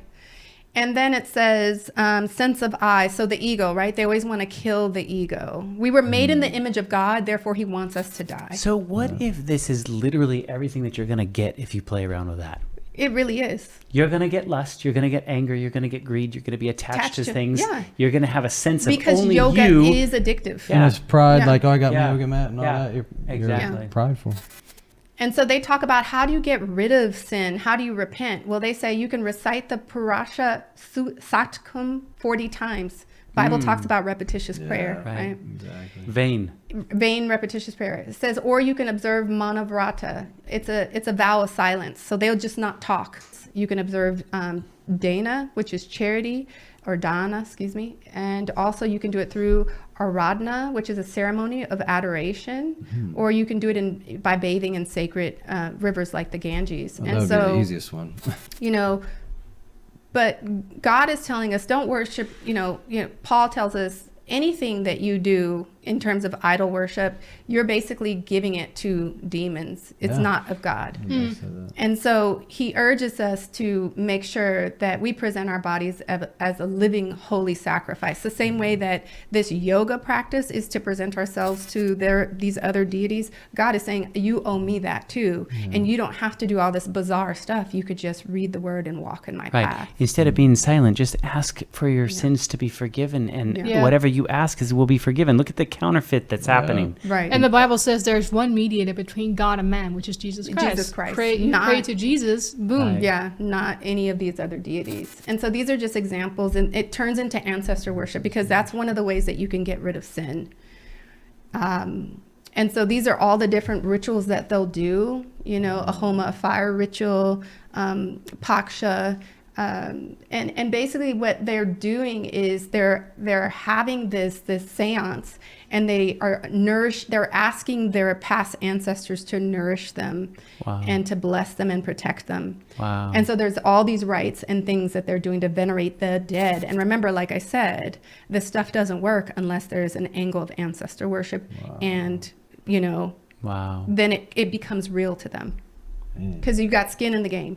And then on the topic of the concept of sin, there is in southern India the Yalama cult, and it's basically a cult of divine prostitution. Whoa. So in Hinduism, every path is a path to enlightenment. Like, if you want to be a prostitute, go ahead and be that. I got a God for that. But they literally say don't have lust. You know, Right, everything's but- contradictory. But That's the lie. Is they're That's what I telling you, said. that It's- that's what the they're getting doctrine away is- from, yeah. but it's Yeah. literally leading you into. And this is just there's 3 different types of these girls. And if you want, you can go to YouTube. This one's family safe. You can actually watch this, and you can see that I think it was BBC News did a quick little 10 story about it. And What's interesting is this is what they did with Baal worship in The temple yeah, prostitutes. same. Children were offered up as sacrifices, and the children were sent to be child prostitutes in the temple. Yeah, same story, just different time, different place. And so that's just the link to be able to go there. And so this just goes into exactly what they're doing. And the priests are actually involved in this. So the women, the young girls, are basically auctioned off to different... Underage? Yes. Wow. All ages, underage. They're auctioned off to basically pimps. And these pimps support them. And some of them remain virgins until a specific time. But there's a dowry that's involved. Like, it's a very corrupt system. And they also have to prostitute for the temple, like what you were just saying. Wow. There's You leave it to man, they're going to somehow turn it sexual. Exactly. This is literally where Yeah. it's and always even leads. the men dress up as women. Again, if you want to check that out to just fact check me, please do, because I'm not here to desecrate anybody. I'm just here to expose you to what this religion really stands for. So we're tracing the lie all the way back, and it really boils down to the biblical accounts that we've already spoken about. Satan getting cast out, him saying, I'm going to be like the Most High. These are all across the world. Now, this isn't every single one. This is as many as I could find or put on a page. But these are all the different mythologies and religions that are present or past that involve possession. And it's institutionalized as religion. So this whole concept that you'll be reincarnated, that there's angel worship, that there's, dead ancestors that we need to venerate. Like, you even see it in the Kabbalah with, Jewish mythology. And again, we know that Christianity, there are branches that believe in that. I was about to point it out, like you put there sola scriptura, so like those Christians who stuck with the scriptures don't have that, but other who stray away from the scriptures do. Yes. What I think is crazy is sitting in this seat of Earth's history. We have the history to look at, and then we're looking at the Bible and we're going, now that makes sense. Wait, now that makes sense. Yeah. Like, Everything's there. Yeah.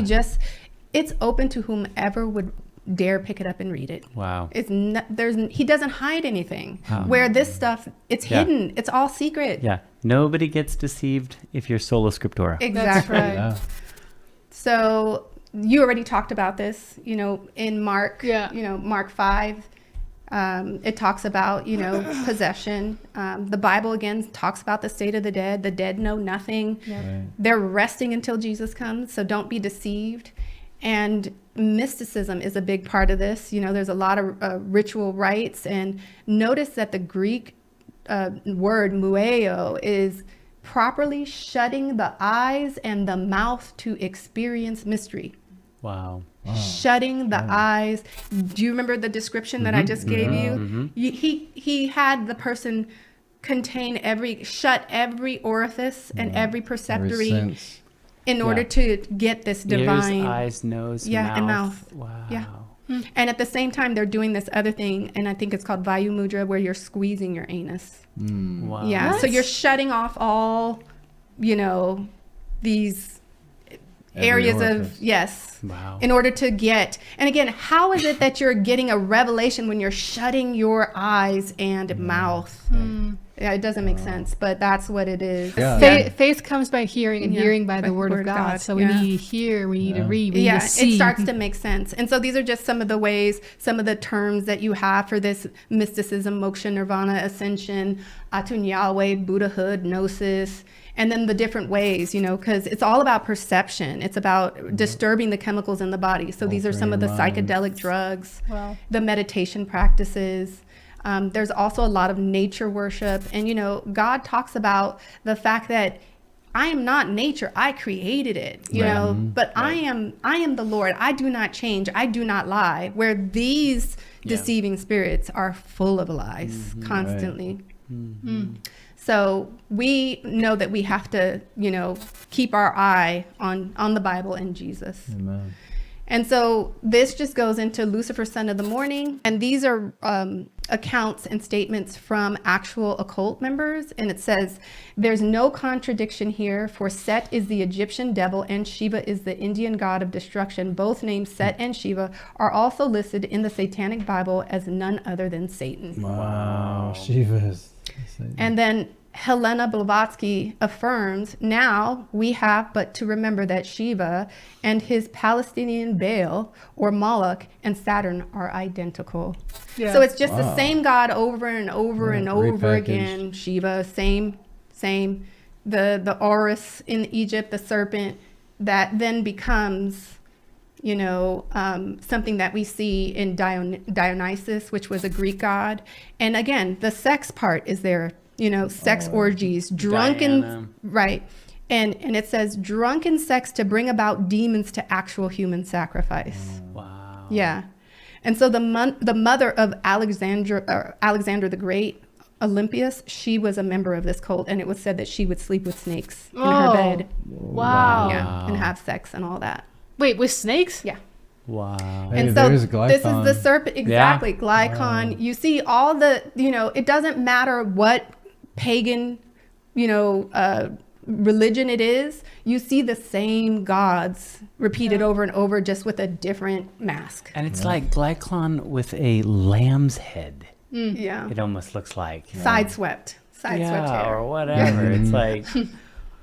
The Horus, again, is just another version of that, Horus, the eye of Horus. This gives you knowledge. The serpent gives you knowledge. It opens your third eye. He's the one that said, eat this fruit, your eyes will be open. Exactly. So here, there's that focus again. It just differentiates between when you see the left eye and when you see the right eye. One is the sun, one is the moon. You see it again here in Shiva the Destroyer. These are just antonyms for the same God. You can also see that same symbol in Islam. You can see it in the Hamsa. You can see it in the Eye of Providence within the Catholic faith. Oh, wow. You can see it again here, and as you mentioned, the dollar. Yep. It's a symbol of an occult presence, and you can see it again back in the biblical days. These are the representations of those gods. You see the sunburst star, and you see the crescent moon. These are just all the forms. I mean, I could go on and on. You can even see it here. You see that a pattern. Egyptian god. You see the horns with the solar disc. You see it as the third eye of Shiva. I mean, it in just, between the bull horns and it just doesn't stop. You see it in Shriners logo. You even see it in, you know, the emblem of Islam. Wow. You see it on top of their temples. Right. And you know, I'll go just wind it up here because I could literally keep going over and over. And you just see these gods, they just morph from one culture to the next, to the next, to the next. And each one dies. And then you see the eye and the triangle, the hexagram. Wow. And Aleister Crowley, he With has the it on sun behind it. Yeah. Wow. And again, the transgender nature of the gods. Right. You know, you see it in Baphomet, you see it in Sri Devi, you see it here, Shiva. You know, it's all over the place. Right. And it just doesn't stop.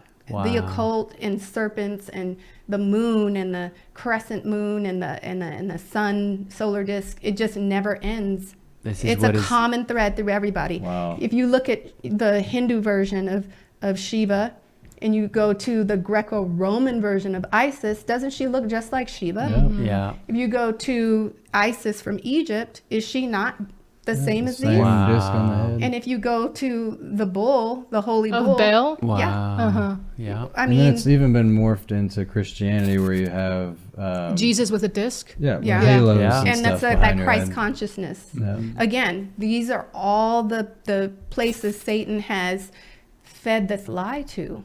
Wow. So I just really hope that people would learn that, you know, idolatry, yoga, it's a dangerous practice. It's not limited. It's an to entering this. wedge.